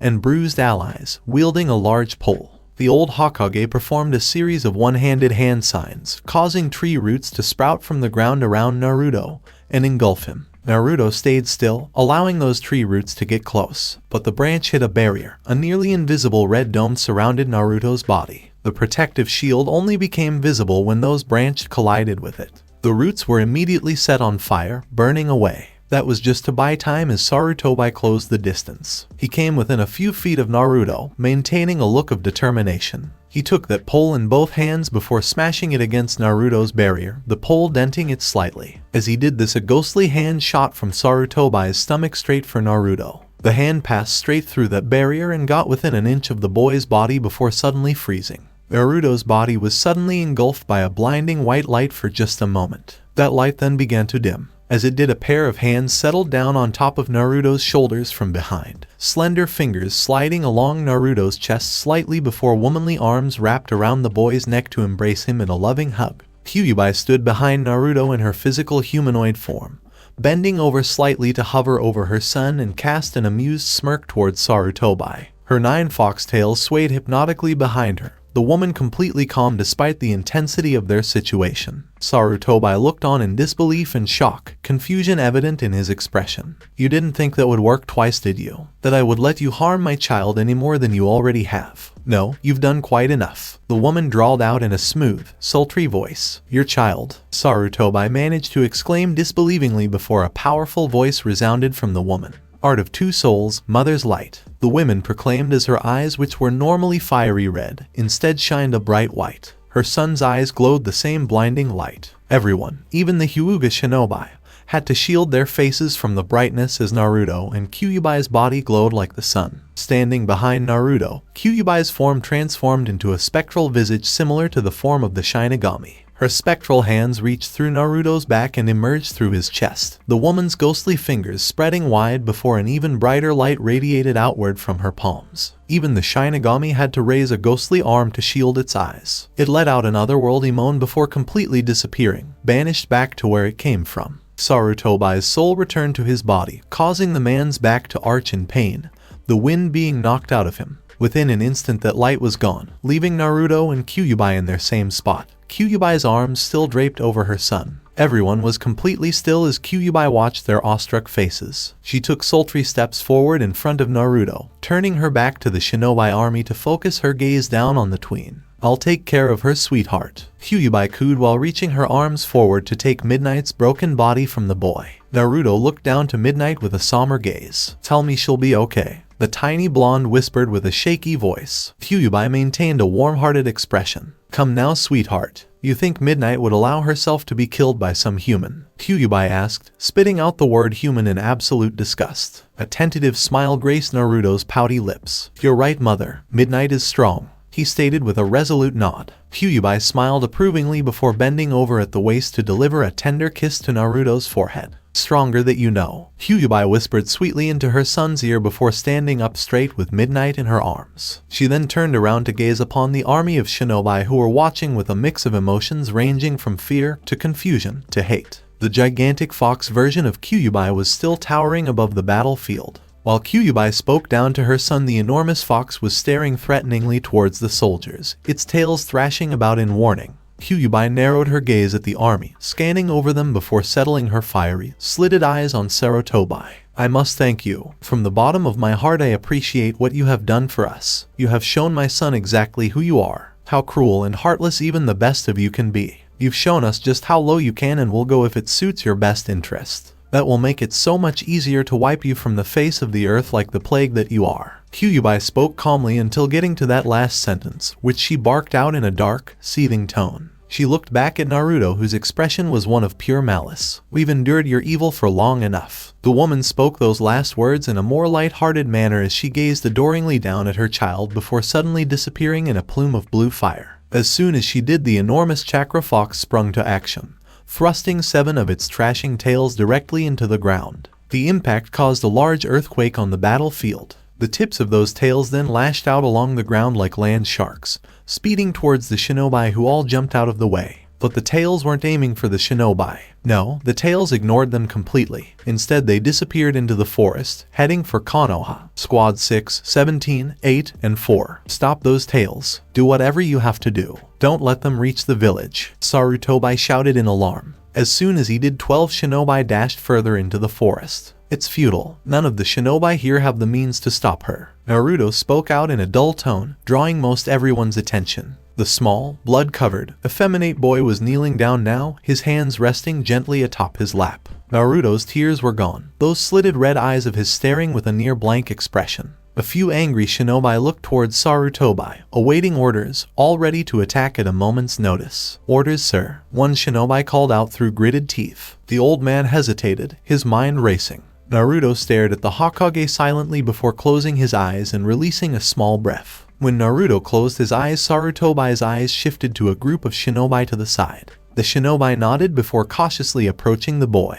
"Yusachi, are you referring to the Kyuubi?" Sarutobi questioned, hoping to distract the boy. The giant fox behind Naruto was unmoving, its head bowed as if focusing on something else. "Yes, I was referring to Mother," Naruto explained willingly. Sarutobi was still processing this new information. "That demon is not your mother, Naruto. I knew your mother and your father. They are your real parents, not that thing," Sarutobi called out, not actually expecting to convince the child of anything. Before Naruto could respond, a few shinobi appeared at his side holding various weapons. They kept their distance, tossing various jutsu and ranged weapons, even a few explosive kunai. Naruto allowed those attack to hit him, the assault colliding with that invisible red bubble which surrounded his body, and became visible when something collided against it. When the dust settled, Naruto remained unscathed, the boy now staring blankly at Sarutobi as if oblivious to the fact that people were trying to kill him. "I know who my birth parents are. Despite that, Kyuubi is my real mother. I don't expect you to understand. Your understanding is not necessary. I only need one thing from you," Naruto responded back, still in that emotionless tone. And what is it, Naruto? Sarutobi questioned while signaling for the shinobi to fall back. There was a wave of hopelessness that filled the minds of many of the shinobi remaining in that broken army. I need you to die, Naruto stated hauntingly. He made no move to fulfill that desire, but as he spoke those words there was a huge explosion heard in the distance which drew most of the shinobi's attention. That's coming from Konoha, a random shinobi announced in a strained voice. It can't be. Those things got there so fast, another stated in disbelief. Your shinobi have failed, Naruto proclaimed emotionlessly. In Konoha, screams of panic and fear filled the nighttime air of the village. Konoha was being evacuated, but it was a rather large city, and many of the village shinobi were busy with Naruto. Kyuubi's tails obliterated the front walls of the village, every whip against the concrete causing enormous, violent blasts, and left many mushroom clouds in their wake.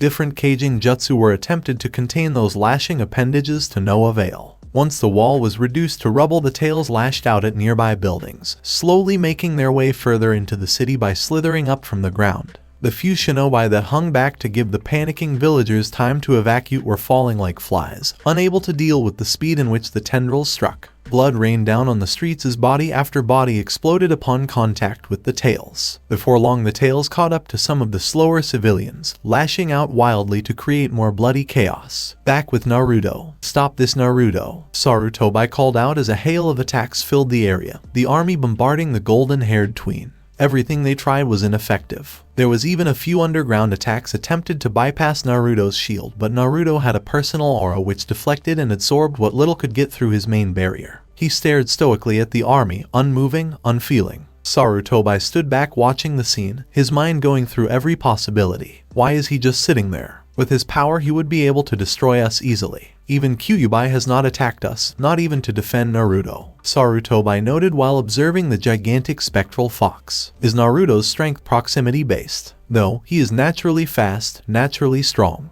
Why then? Sarutobi stated silently. Hokage-sama, nothing we are doing is getting through. The village, the people, what do we do? A panicking shinobi called up to the old man who was currently standing on a branch. The old man paused, still thinking through his next move. His eyes then widened in realization. The answer has been right in front of us the entire time. He is staying here because he isn't controlling the tails. The Kyuubi is attacking the village instead of Naruto because there is a difference between killing people who are trying to kill you and hurt those you care about, and murdering civilians. Naruto still hasn't made that leap. There is still a chance. Despite the destruction he's wrought, Naruto is just an angry child in pain, as emotionally vulnerable as he has always been. We have to stop treating him like a monster and treat him like the child that he is. That is the key. It's always been the key. It's how it always should have been. The Hokage snapped his head down to his subordinates. We can do no more here. Retreat, everyone retreat, protect the village, Sarutobi ordered, causing the shinobi to disappear from the area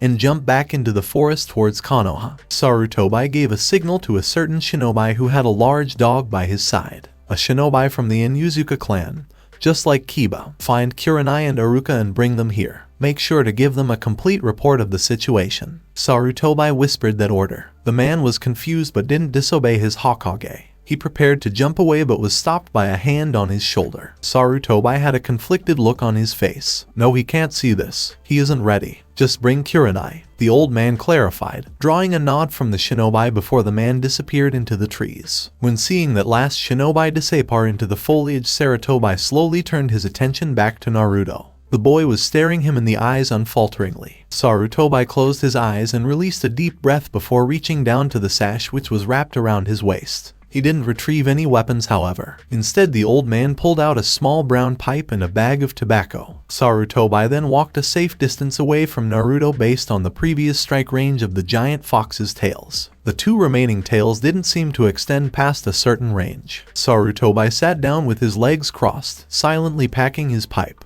He made a one-handed seal and blew fire from his nose to light it up. The old man puffed on it a few times before exhaling through his nose, finally turning his full attention to Naruto. So what now, Naruto? Do you plan to destroy us all? The man questioned in a bitter tone. Yes, eventually, Naruto answered without hesitation. Sarutobi analyzed the tween's eyes, seeing the pain within those fiery orbs. I know that's not what you really want, he retorted. Naruto narrowed his eyes. Even if you knew exactly what I wanted, you have no ability to provide it. And you think a demon can? A small sneer grew along Naruto's lips from hearing the skepticism in the Hokage's voice. In many ways she already has. The rest, I'll see to myself. What do you want, Naruto? The Hokage asked directly. Naruto didn't answer immediately, the boy's eyes trailing off in thought. Love and peace. Sarutobi puffed a large cloud of smoke from his nose as he thought about that response. You can't expect to get that in this way, by destroying everyone who would potentially give that to you. Naruto scoffed when hearing that. Your assumptions are counterproductive. I don't need humanity to obtain these things. In fact, the presence of humanity only makes it harder, if not impossible, for these things to be achieved. How so? Humans love, humans have been at peace. You seem to love Kyuubi and that girl. Is that not proof enough? Naruto shook his head.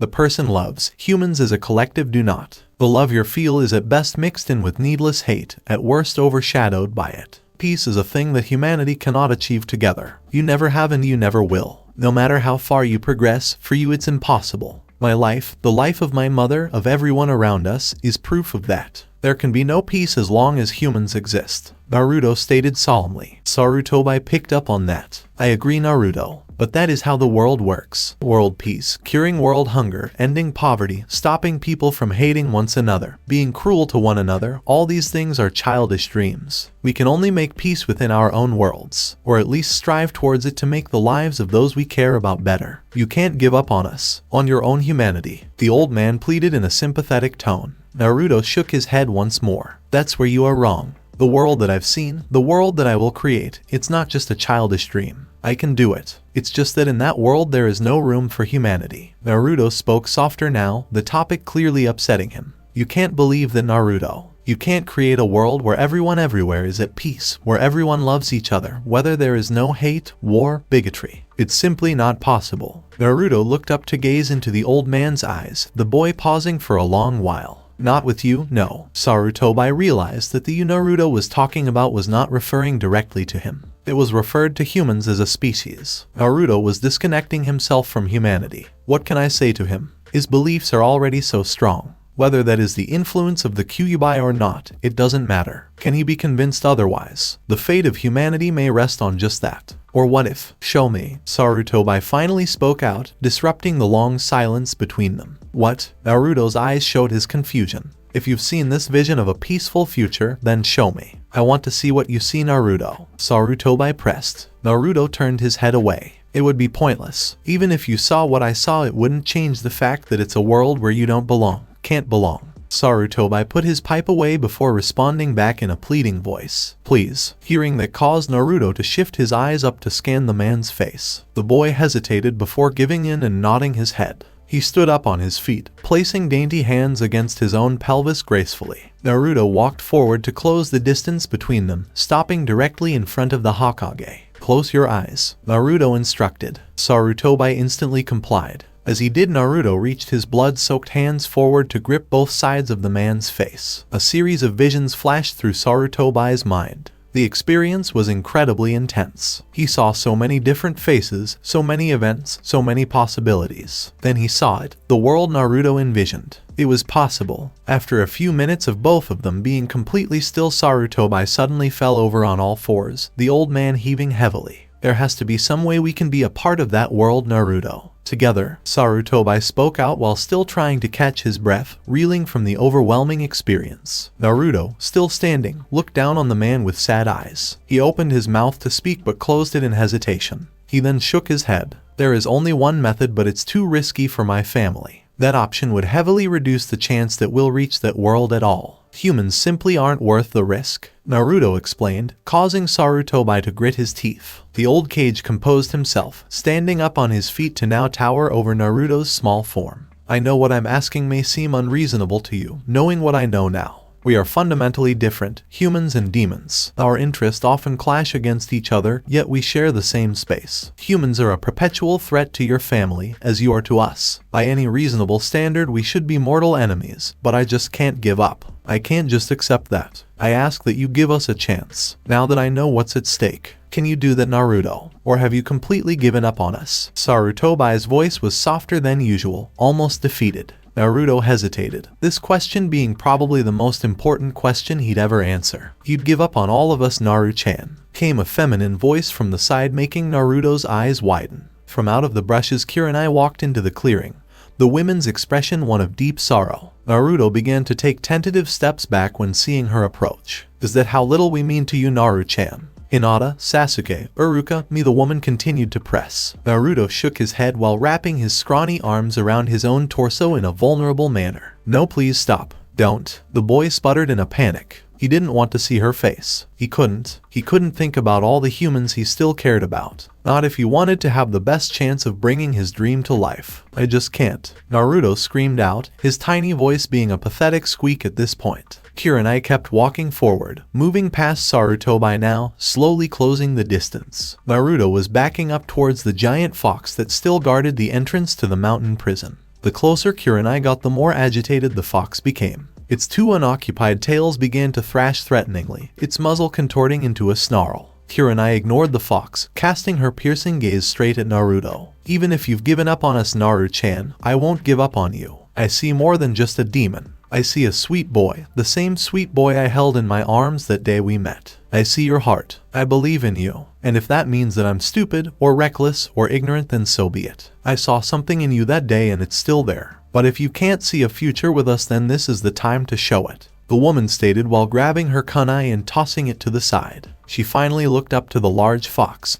fully aware of its capabilities as she was briefed on the events while en route. Kurenai spread her arms open, looking up at the fox not with hate, but with kind, understanding eyes. Kurenai then continued to make her way towards Naruto, completely within the range of those thrashing tails. With a fierce growl, the fox sent a giant tail downward, the demonic appendage lashing out like a whip. Kurenai, Sarutobi called out in a panic, watching helplessly as the woman was attacked. The giant appendage got within just a few feet of the woman before a strained high-pitched voice screamed out. Stop! Naruto shouted in a panic, causing that tail to pause in its track right before ending the woman's life. Tears began to pour from the boy's eyes, the tween clearly conflicted. Kurenai smiled warmly, continuing forward until she was standing right in front of Naruto. Don't, I can't, the quivering boy continued to plead. Kurenai dropped down to her knees to be level with him, both of her arms moving forward to wrap around his skinny waist. She didn't care that he was still covered in blood. She ran one hand up along his back, across his neck, before finally entangling her fingers within the blood-stained blonde hair on the back of his head. The woman then pulled his head into her body as he began to sob quietly. Kyuubi was seething, that snarl never leaving its muzzle. Slowly its gigantic body began to disappear, dissolving into red bubbles. The tails that had been decimating Kano had disappeared at the same time, though they'd left much destruction in their wake. As the fox disappeared, Naruto shook his head frantically before suddenly pulling away just enough to turn to the side and thrust a palm towards the mountain prison that had been the location of Midnight's torture. As he did this, a dark orb of red chakra formed within his palm, shooting towards the mountain. It sailed through the cave entrance, exploding after a few seconds of travel. The scale of that explosion was enormous, like an atomic bomb going off. Rubble sailed in all directions as fire consumed the area. Despite this, Sarutobi and Kurenai were completely unharmed. Naruto protected them with a large, red, chakra barrier. Both Kurenai and Sarutobi looked on in awe. When the dust settled, only an empty crater remained of that mountain. Naruto stared at it in fury, the tween sniffling a bit as Kurenai returned her hand to the side of his head and pulled him back into her bust. The woman was steady despite the display, noting how Naruto was protecting her from the fallout. Let's go home, she whispered sweetly before picking the tiny tween up bridal style. Naruto's buried his face within her bosom. I won't forgive them. I won't apologize. I'm not sorry. I hate them. The boy whimpered out. Despite that, Kurenai continued to hold him close. Shhh, it's okay, she cooed. I can't go back to that village, he stated in a muffled tone. Kurenai nodded in understanding. Let's go to your favorite clearing then. We can wash you up in the stream, the dark-haired woman proposed. Naruto didn't answer her. She took that as approval while turning around and putting her back to the giant crater. Kurenai walked past the Hokage with Naruto in her arms, heading into the forest towards Naruto's clearing. I assume you know where we will be, Kurenai called out to the old man. Sarutobi was still taking time to properly take in everything that just happened. He released a heavy sigh while nodding his head. As Kurenai disappeared into the foliage, Sarutobi shifted his gaze to the side to stare blankly at the crater. The old sage closed his eyes for a long moment before turning around to walk into the forest. There was so much to do. Kurenai walked through the forest for what seemed like hours, carrying the tiny, bloody form of Naruto the entire time. They had been deathly silent, both their minds racing and dwelling on the recent events. "Do you hate me?" Naruto whispered in a tiny voice. "I understand if you do. I've finally given you a real reason." The boy continued somberly. "No, I don't, Naru-chan. Don't ask such silly questions. Let's focus on something else. What is her name?" "The name of the girl you saved," the woman asked while casting her tender gaze down to the little tween. He was watching her the entire time as she spoke, doubt evident in his demonic eyes. How could she not hate him after everything he's done? Thoughts like that filled his mind. Kurenai could see that he was lost in his own head. "Her name, Naru-chan," Kurenai repeated, trying to take his attention away from the dark thoughts she knew he was dwelling on.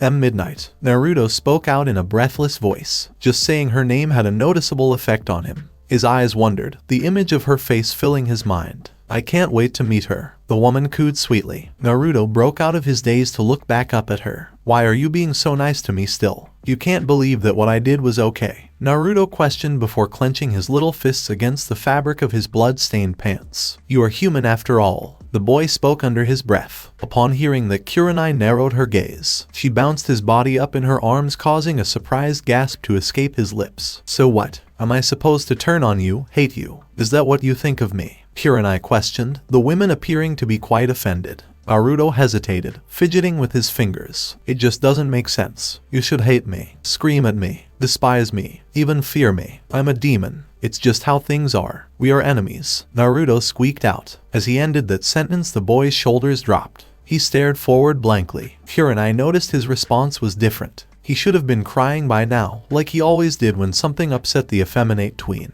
Naruto was changing. Kurenai let out a soft sign before shaking her head. She suddenly lowered her arms to set Naruto down on his feet. Naruto had a conflicted look in his eyes while looking up at her. Kurenai bent down to one knee to be level with him. Her hands settled along his hips, thumbing into his skin. She leaned forward to rest her forehead against his, staring into his slitted red eyes. "Even if that's true for everyone else in the world, it's not true for me. You aren't just a demon, I'm not just a human. You are Naru-chan. That's who you are to me. Who am I to you?" Kurenai went on while squeezing affectionately into the boy's wide hips. Naruto hesitated, looking away tentatively. In response to his hesitation, Kurenai pulled one hand away from his body in order to bring down a firm smack against his covered behind, making the girly tween jump and let out a soft squeak of surprise. If his face wasn't covered in blood, she would be able to see him blush. "Kurenai-chan," Naruto conceded while reaching both his dainty hands forward to play with the collar of her shirt. Kurenai grinned in satisfaction before nuzzling her nose against his and placing a wet kiss against his forehead. "Good boy. Now compose yourself. We've arrived and we aren't alone," the woman instructed, standing up and reaching out her hand. Naruto took it immediately, the two entwining fingers. She then took a few steps to enter that familiar grassy clearing with Naruto at her side. When they entered the clearing, both of their eyes fell on two figures in the distance. Naruto recognized them immediately. Midnight's black fur shined under the moonlight, the girl standing with her back facing Naruto and Kurenai. She was completely naked, her two tails swaying gently behind her. In front of her, Kyuubi stood in her humanoid form. She had both of her hands caressing the smaller girl's face. When Naruto and Kurenai came into view, Kyuubi leaned down to place a tender kiss against Midnight's forehead before pulling away from the black-furred vixen. Kyuubi walked past the girl to saunter sensually towards the new arrivals. Kurenai immediately recognized the way the women moved. It was exactly like Naruto. There was one big difference. Kyuubi's 9 tails were swaying in tandem with her wide hips. It was rather hypnotic. Kurenai tried to maintain her composure but was having a bit of a hard time. This was the Kyuubi after all, the demon who had just decimated Konoha for a second time. Kurenai was having a hard time maintaining her gaze. Kyuubi stopped about a foot away from the duo, demonic fiery eyes focused on Kurenai, staring her down. It was very difficult, but Kurenai managed to maintain the gaze, staring back with her own scarlet orbs. The ancient fox grew an amused smirk across her muzzle before presenting one hand towards Naruto. Without missing a beat, Naruto stepped forward and placed his delicate hand atop Kyuubi's. The vixen finally turned her eyes away from Kurenai's face to instead look down at her child. She bent down, bringing Naruto's hand to her lips, giving a long kiss to the back of it. "How are you doing, sweetheart?" Kyuubi spoke in the gentle, motherly voice that she always did when speaking to her child. Naruto smiled warmly while rising up on his tippy toes to place a loving kiss against her forehead. "I'm alright, mother. I'll be better when I see midnight." The boy spoke out in a barely audible high-pitched voice. Kyuubi nodded in understanding while leaning in to whisper directly into the furry red fox ear atop his head. "She dying to see you," the woman cooed. Naruto nodded happily, glancing past his mother with a thoughtful expression before the boy's entire body was suddenly engulfed in a dark blue flame. Kyuubi pulled away from him and moved to stand at Kurenai's side. Kurenai watched on silently, observing with cautious interest. After a few moments of Naruto's form blazing like an inferno, the flames extinguished, revealing his curvy frame to be completely naked and smoking. There was one notable difference though. He was completely clean, all signs of blood, dirt, and grime gone. Naruto raised his scrawny arms, tracing fingers through his hair for a bit. The tiny tween then lifted up his large, silky blonde mane before dropping those locks suddenly, making them bounce. A powerful yet brief gust of wind blew past him, dissipating the smoke which was emanating from his skin. Immediately after that, another blue flame appeared at his side. Out of the fire, Naruto's large clothing bag appeared. Naruto dropped to his knees, frantically searching through his wardrobe. Kurenai watched in amazement, casting a glance over to Kyuubi. The old fox looked over to Kurenai out the corner of her eye, making the dark-haired woman snap her attention back to Naruto. The girly tween was now shimmying a pair of cottony white panties up his slender legs, wiggling his hips into those frilly garments. He then took out a pair of shinobi pants. "No, the other one," Kyuubi called out while performing a shooing motion with one delicate hand. Naruto nodded sheepishly while putting the pants away, and instead taking out a frilly black skirt. This was met by an approving nod from his mother. "Much better." Kurenai observed the two in great interest. She could see now exactly where Naruto had gotten all of his mannerisms. They moved almost exactly in the same way, stood in the same way, even spoke similarly, except Kyuubi spoke with a lot more confident. Naruto really was the demon's child. Kurenai was snapped out of her thoughts when she heard a tiny voice speak out. "How is this?" Naruto questioned towards both women while twirling around. He adorned that frilly skirt, the fabric fluttering up to reveal those cottony panties as he spun about. Along his torso was a long sleeve, black sweatshirt that cut off at the boy's midsection, partially exposing his milky belly. Covering those skinny legs of his were matching thigh-high leggings. For decoration, there was a large black bow fastened within his hair like Minnie Mouse. When Naruto stopped spinning, he gazed up to both women, biting nervously into his bottom lip. "Do I look okay? Is the bow too much?" Naruto asked in an insecure tone. Kyuubi let out an amused chuckle, walking over to Naruto and sweeping a few strands of his silky bangs from his face. "Sweetheart, you're beautiful. She's going to just eat you up," Kyuubi stated encouraging while bending over to give Naruto a little Eskimo kiss. The affection elicited a high-pitched giggle from the effeminate tween. Kyuubi then looked expectantly over to Kurenai. The women had a slightly dumbfounded expression. This was quite the day. Kurenai took just a moment to compose herself before walking forward to kneel down in front of Naruto. She gripped the waistband of his skirt and tucked it twice, making the skirt even shorter than it previously was. "There, go get her, sweetie." Kurenai spoke out before standing up, turning Naruto around and slapping the boy's butt to making him move forward. He jumped and let out that familiar squeak, bowing his head lightly and moving towards midnight. Kurenai watched him go with a soft smile. Kyuubi stood up straight, making Kurenai realize just how close and alone she was with the ancient demoness. The demon's proximity caused the hairs on the back of Kurenai's neck to stand up. "Let's talk," Kyuubi stated simply in that sultry voice of hers while turning around and walking into the forest. Kurenai could tell that this wasn't a request. She released a deep breath before turning to follow closely behind the demoness. As the two women departed, Naruto continued towards the black-furred vixen. Midnight's back was still turned to him.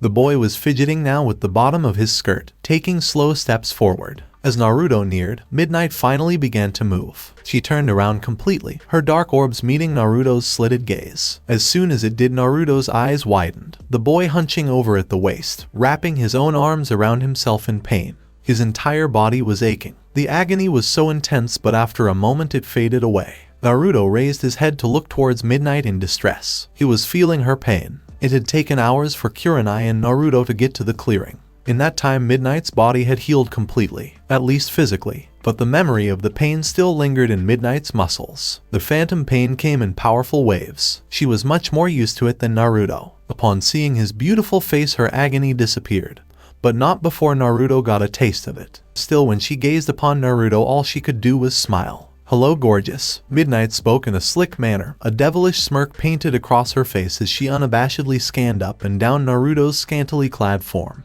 Naruto sprinted forward and jumped into Midnight's grasp, wrapping his scrawny arms around her neck and squeezing in a death grip. Tears were streaming uncontrollably down his cheeks, the boy whimpering pathetically into her neck. "Don't ever leave me again." The tween screamed in a shaky, high-pitched voice. He pulled back to gaze upon her face, his hands caressing her head frantically. Midnight by now had the boy's delicate body held possessively, the tightness of her grip around his skinny waist causing Naruto's back to arch. Despite what she'd experienced, the girl stood up tall, strong, looking down on him with a confident expression. "I'm sorry, darling." Midnight spoke sweetly, taking one of Naruto's dainty hands and bringing it up to her lips in order to plant a tender peck against the flesh. Naruto stared adoringly at her while she gave him that princess-like treatment. "You have nothing to apologize for. Just promise me you'll never let anyone split us apart again." Naruto squeaked out desperately, the blonde adorning an adorable little pout. Midnight placed one more peck against the back of Naruto's hand before leaning forward to kiss softly at his lips. She spoke during that exchange. "I promise, I'll become strong enough to protect our family. I'll become more powerful than anyone. Most powerful than you, more powerful than Kaiju-chan. No one will ever threaten us again."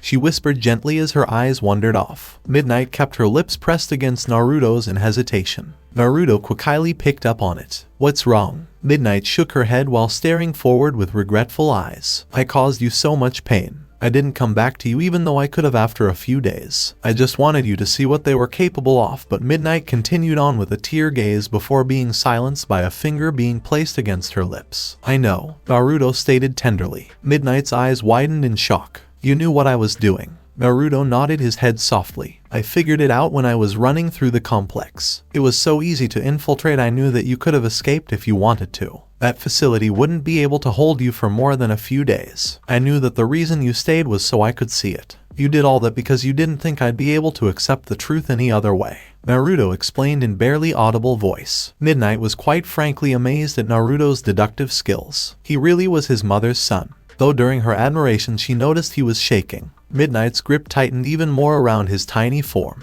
"I should have found a better way, I should have." But she was silenced again, this time by a kiss. Naruto stood up on his tippy toes to quiet her concerns. "Stop it, just stop it," Naruto stated in a huff while shaking his head frantically, trying to fight away the tears. Midnight went silent, a conflicted look in her eyes. "You saw something I couldn't and you did what you thought you needed to do to protect me, to protect us, to protect this family. I'm the one who is so attached to them that I was going down the same path as mother, doomed to make the same mistakes. Despite everything I've seen and been through, I was still so blind. You put yourself at their mercy, and what did they do? Did they feed you, tend to your wounds, treat you like a living, breathing thing with thoughts, feelings, and desires? No, they tortured you, violated you, and almost killed you because it was in their best interest. You put yourself through all that to save me, to open my eyes, to show me what and who they are, no matter the cost, no matter how much you had to suffer. Every day you risked your life, stayed in that hell for me." Naruto stated while clenching desperately into Midnight's body as if she'd fly away if he let go.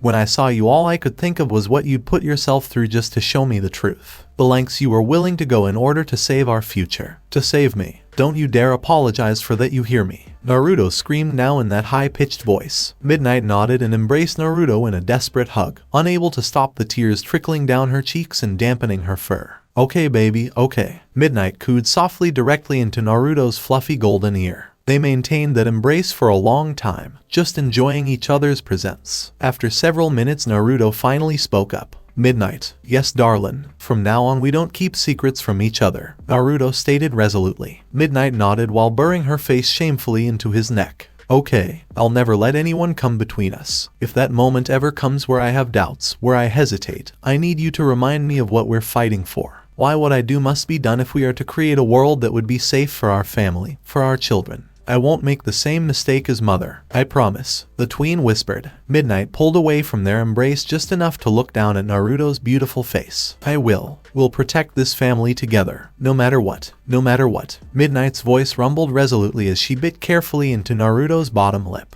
The effeminate boy instantly melted beneath her, his fingers sliding along her neck, up the back of her head, entangling within her hair and tugging desperately to intensify their passion. Midnight pulled one hand back only to slap it hard against Naruto's skirted rump. That smack elicited a muffled, high-pitched yelp from the boy, though he'd soon transition into releasing a series of swooning moans and infatuated sighs of pleasure. She moved her other arm down as well, dipping both her hands now underneath his skirt in order to grab his panty-clad rump. She squeezing firmly into his supple flesh, wrinkling the fabric of Naruto's girly bottoms. Naruto rose up on his tippy toes in response to Midnight's possessive tugging. The lustful demoness released a feral, dominant growl, sending shivers up the tiny tween's spine. He began to grind his thighs together in a bother, taking a vulnerable and submissive pose. With her grip firmly in place, Midnight lifted his tiny body up, causing Naruto to immediately wrap both legs around her waist. The two engaged in a vigorous make-out session for quite a while, both lost in the pleasure of their partner's taste. Their tongues darted back and forth, entwining and dancing against each other. Lewd slurping and smacking noises resounded from their mouths. A messy pool of drool began to gather between their lips, leaking down the side of their cheeks and dribbling down their chins. Midnight fell forward, using her tails to break their fall as she ended up on top of the smaller demon. All three of Naruto's golden tails had long since wrapped around Midnight's body, squeezing their feminine forms even closer together. There was practically no space separating them. After a few long moments, Naruto finally broke the kiss. His face was flushed bright red. The boy's luscious lips glistened with Midnight's saliva and remained slightly parted while he released soft panting noises. Naruto stared up at his lover in pure, blissful infatuation. The tears never stopped streaming from his scarlet orbs. "I love you, Midnight," Naruto whispered in a breathless voice. These words echoed in the girl's mind, the demoness freezing for just a moment. For the first time in a long time, Midnight's pitch-black pupils began to water. Their gazes were locked, neither having looked at anything else but each other since their eyes first met. "I love you too, Naruto. I'm yours, now and always," she spoke out in a hitched voice. What they both felt in this moment was indescribable. They didn't know what to even do with themselves. They just stared longingly at each other for what seemed like eternity. "I'm yours, now and always," Naruto finally whispered, breaking the silence. "Say it again," Midnight ordered while dipping her face down to nip lightly against Naruto's neck. "I'm yours, again," she commanded, releasing a possessive growl while biting down hard enough to draw blood. "All yours," Naruto whimpered needily, his arms and legs wrapped around her tight, the tiny tween maintaining the clingy hold. "Again," Midnight barked out while running her tongue slowly across the large bite mark she left. "All yours," Naruto squealed as a shiver crept up his spine. He arched his back and released an audible gasp before feeling lips press hungrily against his. "All mine," came her domineering voice as she grabbed Naruto's hands, entwining their fingers together before pinning his scrawny arms above his head. Naruto gave no protest, the boy only letting out a constant series of submissive squeaks and moans in response to Midnight's dominance. While the two lovers went at it, their bodies began to glow a deep, dark red. Chakra began to seep from their forms, the wispy essence rising into the air and swirling progressively faster around the couple. Neither of them seemed to pay any mind to the phenomena, completely lost within the thralls of their shared passion. The chakra around them swirled faster and faster, growing darker and more thick over time until it completely encased the two on the ground.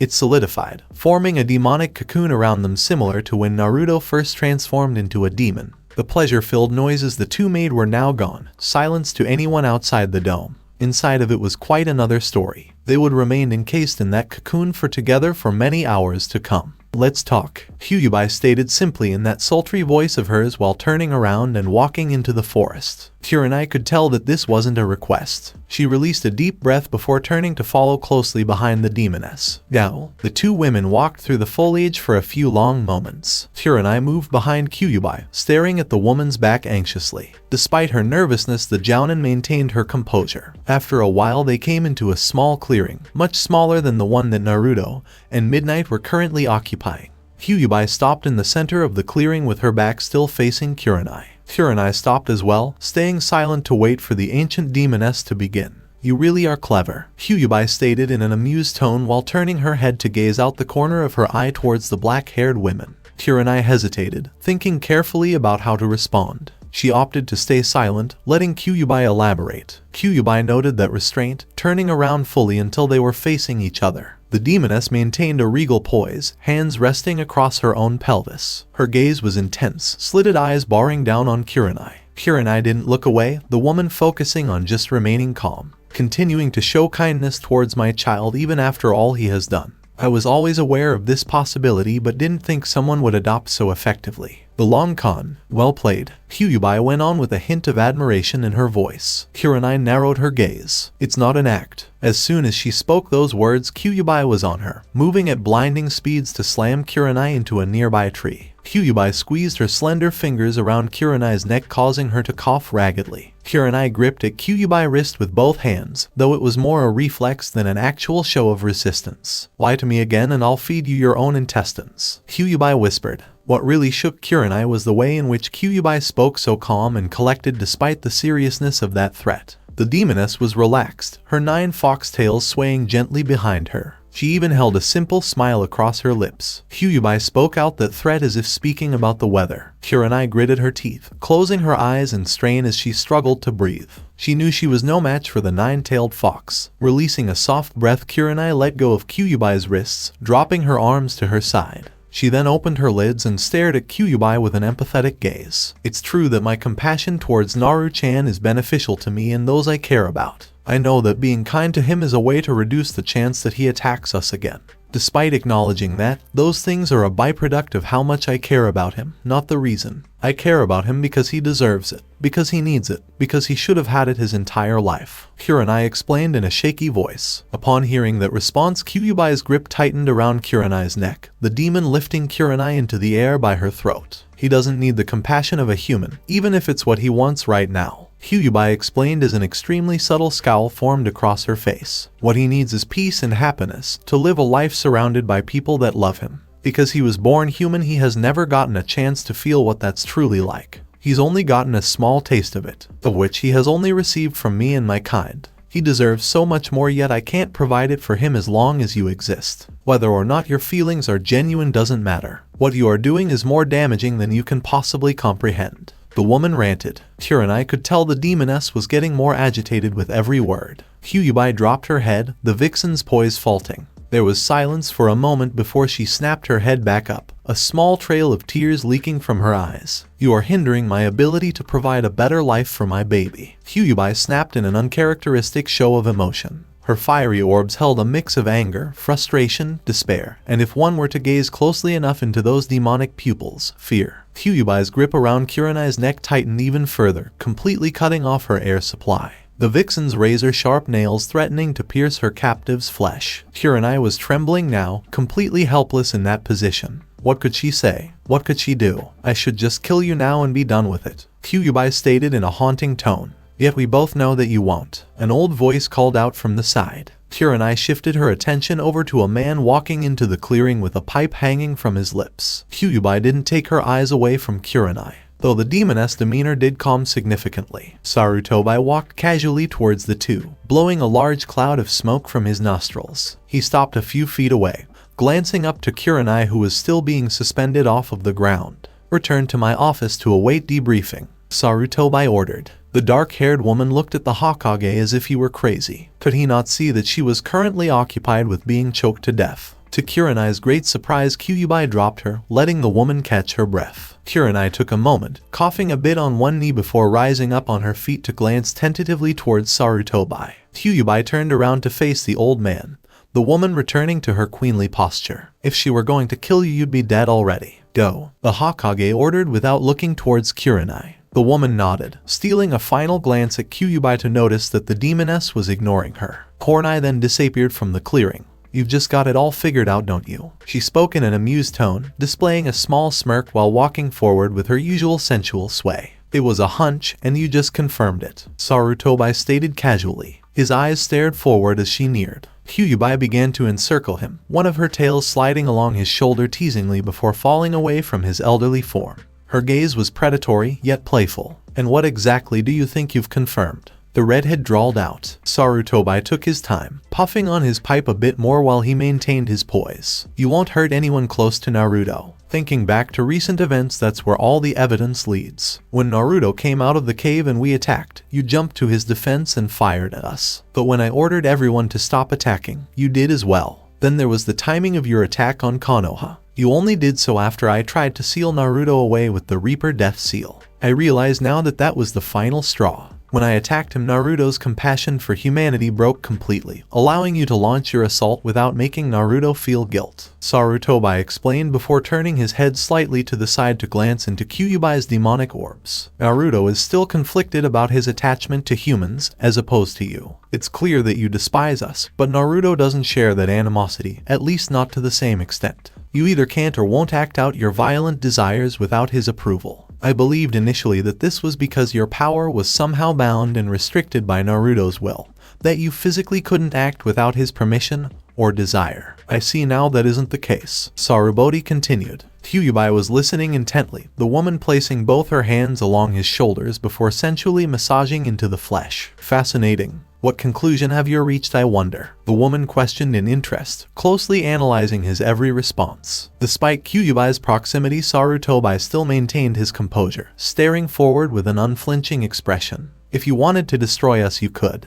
You clearly have enough power to act independently of Naruto's will. You choose not to. After observing you, I've determined that you choose not to continue your rampage because of the emotional harm it could do to your child. To put it frankly, you love Naruto more than you hate us. Sarutobi finished while shifting his gaze to her face to see her reaction. Kyuubi paused for a moment, staring him down silently. She then pulled away from his body, letting her arms slowly fall away from his aged form. Kyuubi walked past him, putting her back to the old man. She looked up at the moon, standing alone now, leaning her weight to one hip while wrapping her arms lightly around her belly. That was extremely sexy. The demoness drawled out while turning around to look upon him with a haughty gaze. She licked at her lips, letting her eyes trail up and down his robed frame unabashedly. This was the thing that finally broke Sarutobi's poise. He lifted a hand over his mouth to cough a bit. Then I was right, the old shinobi stated while clearing his throat. Kyuubi found him adorable. You believe that a demon can love. I could have cast some sort of spell on him, tricked him, have him under my malevolent grip. He could just be acting out of fear or manipulation. I've heard plenty of imaginings from you humans on the subject. I've been around quite a while. She mused while tapping a singer finger against her cheek idly. The Hokage shook his head, huffing a huge cloud of smoke from his nose. No, I've known the type. That's not what I saw. You love him like your own child, Sarutobi proclaimed. Kyuubi narrowed her eyes. He is my child, the demon corrected. The old man nodded in understanding. Case in point. Kyuubi released a small, sultry giggle before stepping forward again to close the distance. She leaned against him, her covered breasts squishing against his chest. Her arms wrapped securely around his neck, their faces separated by mere inches. If you were 40 years younger, I'd ravish you right here. Hell, I'm still thinking about it. The woman cooed as a devilish smirk grew along her luscious lips. Sarutobi turned his head away, the man clearing his throat once more. Kyuubi-sama, please. He spoke her name respectfully. Kyuubi had a look of mild disappointment. You may call me Kyuubi-chan, darling. She continued to flirt shamelessly. The Hokage returned his tired gaze to her eyes, staying silently. Upon seeing that, Kyuubi finally pulled away, taking that regal posture once more in front of him. No time for games, I see. Very well, out with it then, Kyuubi commanded. Sarutobi raised a brow in mild confusion. What do you mean, Kyuubi-sama? Kyuubi noted the way in which he continued to refer to her with sama. He really was no fun at all. You knew all of this, or at least most of it, before coming here. You wouldn't have come here without a plan. So what is your proposal? She pressed. Sarutobi nodded, blowing one last smoke cloud outward and putting that pipe away before getting down to business. The two conversed for a long while. Sarutobi eventually departed with their plans set in motion. Kyuubi watched him leave with that amused smirk never leaving her face. She turned to begin walking back to her clearing before her chest began to glow and pulse a deep red color. Kyuubi let out a sharp, gasping breath, arching her back slightly. She hunched over, placing one hand along a nearby tree to stabilize herself while her other hand was placed lightly over her heart. A wide, ecstatic grin formed across the woman's muzzle as that powerful pulse rocked her form in time with her heartbeat. She leaned her back against a tree, sliding down the bark to sit on her butt, the woman craning her head back to stare blankly up at the night sky. The sun would be rising soon. Finally, the next morning, hazy eyes fluttered open to be greeted by the warm rays of the morning sun. Small hands rose to rub the sleep out of tired orb. Pleased, comfortable, high-pitched mewl of pleasure elicited from a tiny figure laying atop a grassy field. Naruto's back arched, the tween stretching like a cat. Naruto's range of motion was slightly restricted, however, by a pair of strong arms wrapped around that blonde, skinny waist. A gentle smile graced those plush lips as Naruto reached down to lightly grip at those hands. Naruto's eyes snapped open in alert at the feeling.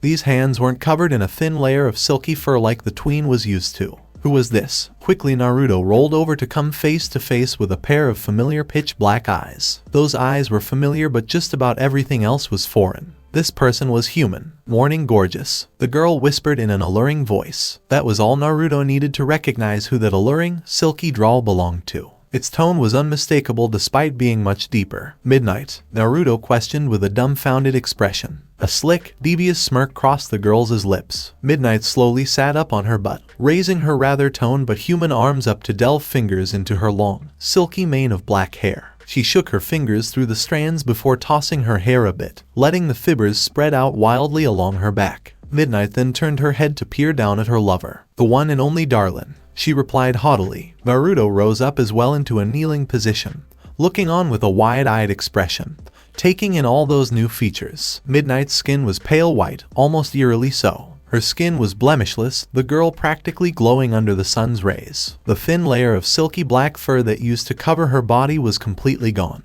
Naruto bit into his bottom lip, sending a hand forward to slide his palm along her hip, tracing her curves. She felt so different from what he was used to, but still somehow familiar. Then there was Midnight's face. Naruto's heart fluttered upon taking it all in. She was absolutely gorgeous. Her beauty was something otherworldly. Her fox-like muzzle was replaced by kissable pink lips, her face maintaining a delicate, heart shape. Those plush lips of hers formed into a devilish smirk. Naruto was speechless and honestly didn't really know how to deal with the new flood of overwhelming horniness upon the mere sight of the girl. If Naruto's life were a cartoon, the blonde's eyes would be shaped like hearts by now. A feral, lustful growl caught Naruto's attention. Midnight looked ready to pounce. Naruto finally noticed the familiar black fox ears sprouting from the top of Midnight's head and the 3 black fox tails swaying gently behind her weight 3. Before Naruto could ask questions about the girl's new appearance, Midnight began to crawl forward on all fours straight towards him. She placed a dainty hand against his flat belly,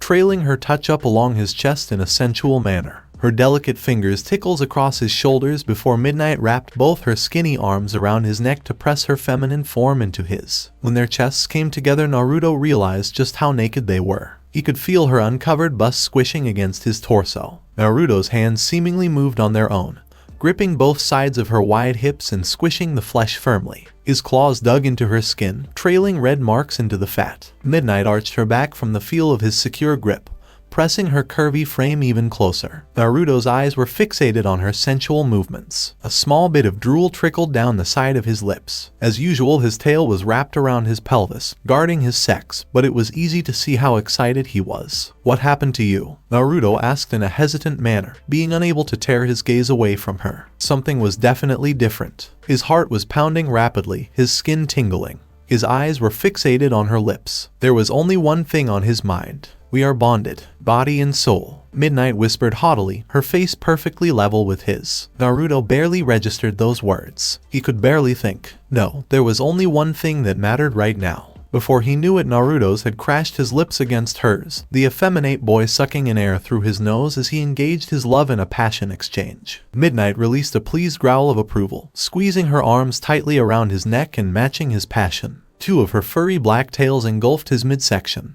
one tail remaining to guard her otherwise naked sex. Naruto's golden tails moved in a similar fashion, wrapping around Midnight's waist. They pulled each other even closer until there was absolutely no space between them. Ecstasy, pure, raw ecstasy was the only word that could describe what Naruto felt in this moment. His mind was awash in bliss, those feral eyes of his glazed over with lust. His hands squeezed and clawed widely into her petite figure, exploring her new body. Those slender digits of his trailed all about, sliding and pressing against her hip, along her rib cage, the effeminate boy's scrawny arms wrapping around her back. Midnight was discovering Naruto's girly figure in a similar fashion. This was the first time she'd really got to unleash her urges. Naruto was still as feminine as ever, his face just as pretty, lips just as plump, hips just as wide. But she could tell he had changed when they bonded. He no longer looked to be malnourished. His healthy feminine pudge had returned. Midnight's sharp nails raked down Naruto's back, causing him to let out an audible high-pitched gasp.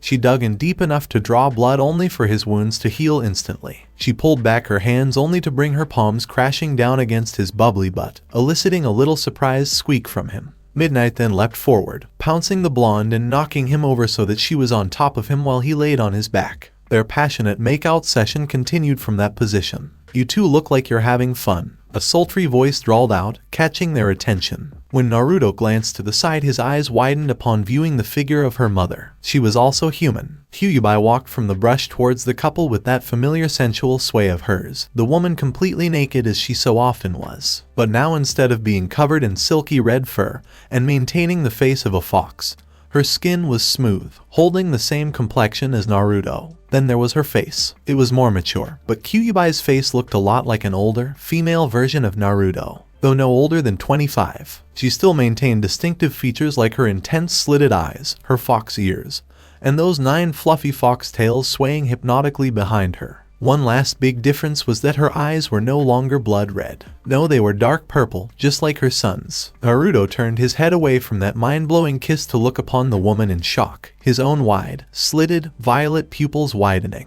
"Mother, is that?" Naruto questioned disbelievingly before his speech was suddenly interrupted. Midnight placed a hand against Naruto's cheek, turning the boy's head back so they were facing each other, only to crash their lips together again. At the same time, the lustful demon let out a domineering growl. Naruto melted once more, a goofy little smile on his face. "You can speak and kiss at the same time, can't you?" Midnight questioned huskily. Naruto replied in an entranced mumble. Naruto raised his legs to wrap around Midnight's waist, squeezing tightly before rolling them both over so he was straddling her waist. Naruto pinned her arms above her head, pulling back, both huffing and puffing lightly. A thin strand of saliva connected their lips, breaking off when Naruto pulled away. The pretty tween licked his luscious lips, entwining their fingers together before leaning down to re-engage their kiss. Midnight was rather pleased, her thighs rubbing together in a bother, the girl's body squirming uncontrollably. Kyuubi shook her head while settling behind Naruto on her knees. She placed delicate fingers along Naruto's wide hips in a secure hold. "Always torturing my child, Midnight. You both should really pace yourself," Kyuubi proposed while lightly tugging on Naruto's naked frame to begin pulling him off of Midnight. When they separated, Naruto grew an adorable little pout, outstretching an arm towards Midnight needily. He turned to look towards his mother with a frown. He was about to open his mouth in protest but was silenced by a disruptive force nearby. Both Naruto and Kyuubi looked over to see Midnight slowly sitting up from her laying position. When they saw her face, both froze. Midnight was glaring daggers at Kyuubi, her teeth bared, that pretty, pale face contorted into a viscous snarl. Even with having a human face, Midnight looked absolutely terrifying. A thick, violent, red aura of chakra poured from the girl, her 3 black tails thrashing wildly behind her. Within a flash, Midnight dashed forward, crashing her palm against Kyuubi's chest and pushing hard. She sent the ancient demoness sliding backwards and colliding into a tree. Naruto let out an audible gasp as a very possessive arm wrapped around his waist and tugged his petite frame close. Naruto watched in disbelief as Kyuubi recoiled from the collision with the tree, the impact causing a large crack in the wood. The woman had a stunned look on her face for just a moment before her lips grew into a small smirk. She stood up calmly, placing her hands across her pelvis regally before walking back towards the couple. "I'm sorry, dear. I forgot myself," Kyuubi spoke out apologetically. When Kyuubi made it to them, she stopped and presented a hand towards Midnight. Seeing that gesture caused Midnight to calm down. She stood up, bringing Naruto with her, still keeping one arm wrapped around the boy's waist but using her free hand to grab Kyuubi's and bringing it up to her lips to kiss the back of it.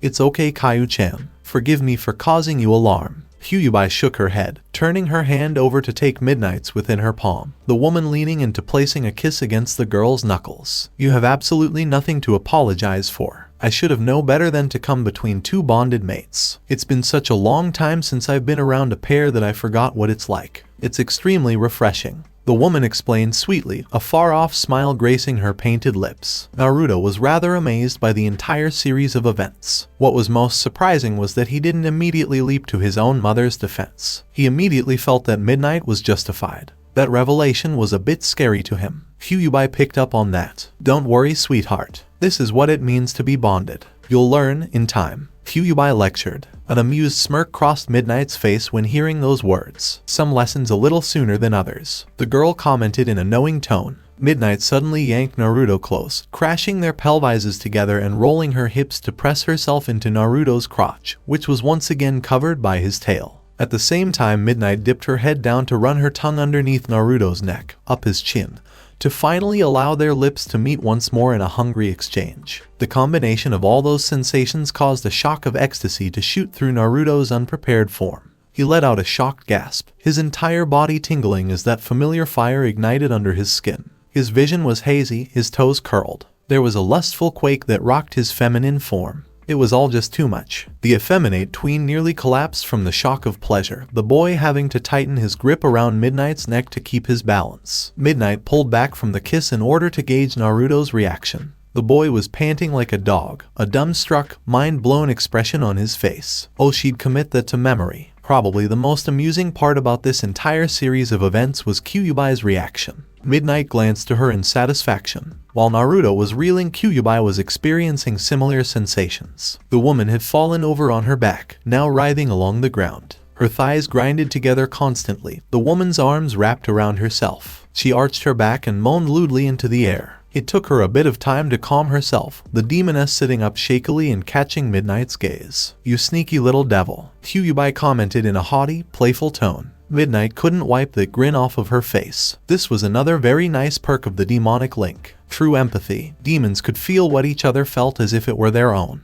The connection varied based on a number of factors: proximity, focus, relationship. But every demon could feel every other demon's emotions and experiences to some degree. A demon could temporarily cut their connection from the rest, but that was very rare, and usually only done in extreme cases. A demon's link was what truly separated them from humans. Human empathy paled in comparison to a demon's with regard to their own kind. The link even extended to other species under certain circumstances. Midnight noticed that Kyubai's focus was primarily on them, so she was able to cause the woman the same amount of pleasure she caused Naruto. In demon society, this is one of the reasons demons mature so fast. That and their ability to share the memories of their kin. Demons, while similar in many ways to humans, were also so different that they might as well have come from a different planet. And in a way, they did. Naruto took a moment to recover before standing up straight and pressing himself even closer into her. Naruto twirled a little finger through the long, silky black hair on the back of Midnight's head. He had an inquisitive expression, tilting his head to the side a bit. He would notice for the first time that he and Midnight were the exact same height. In fact, they had very similar proportions all around.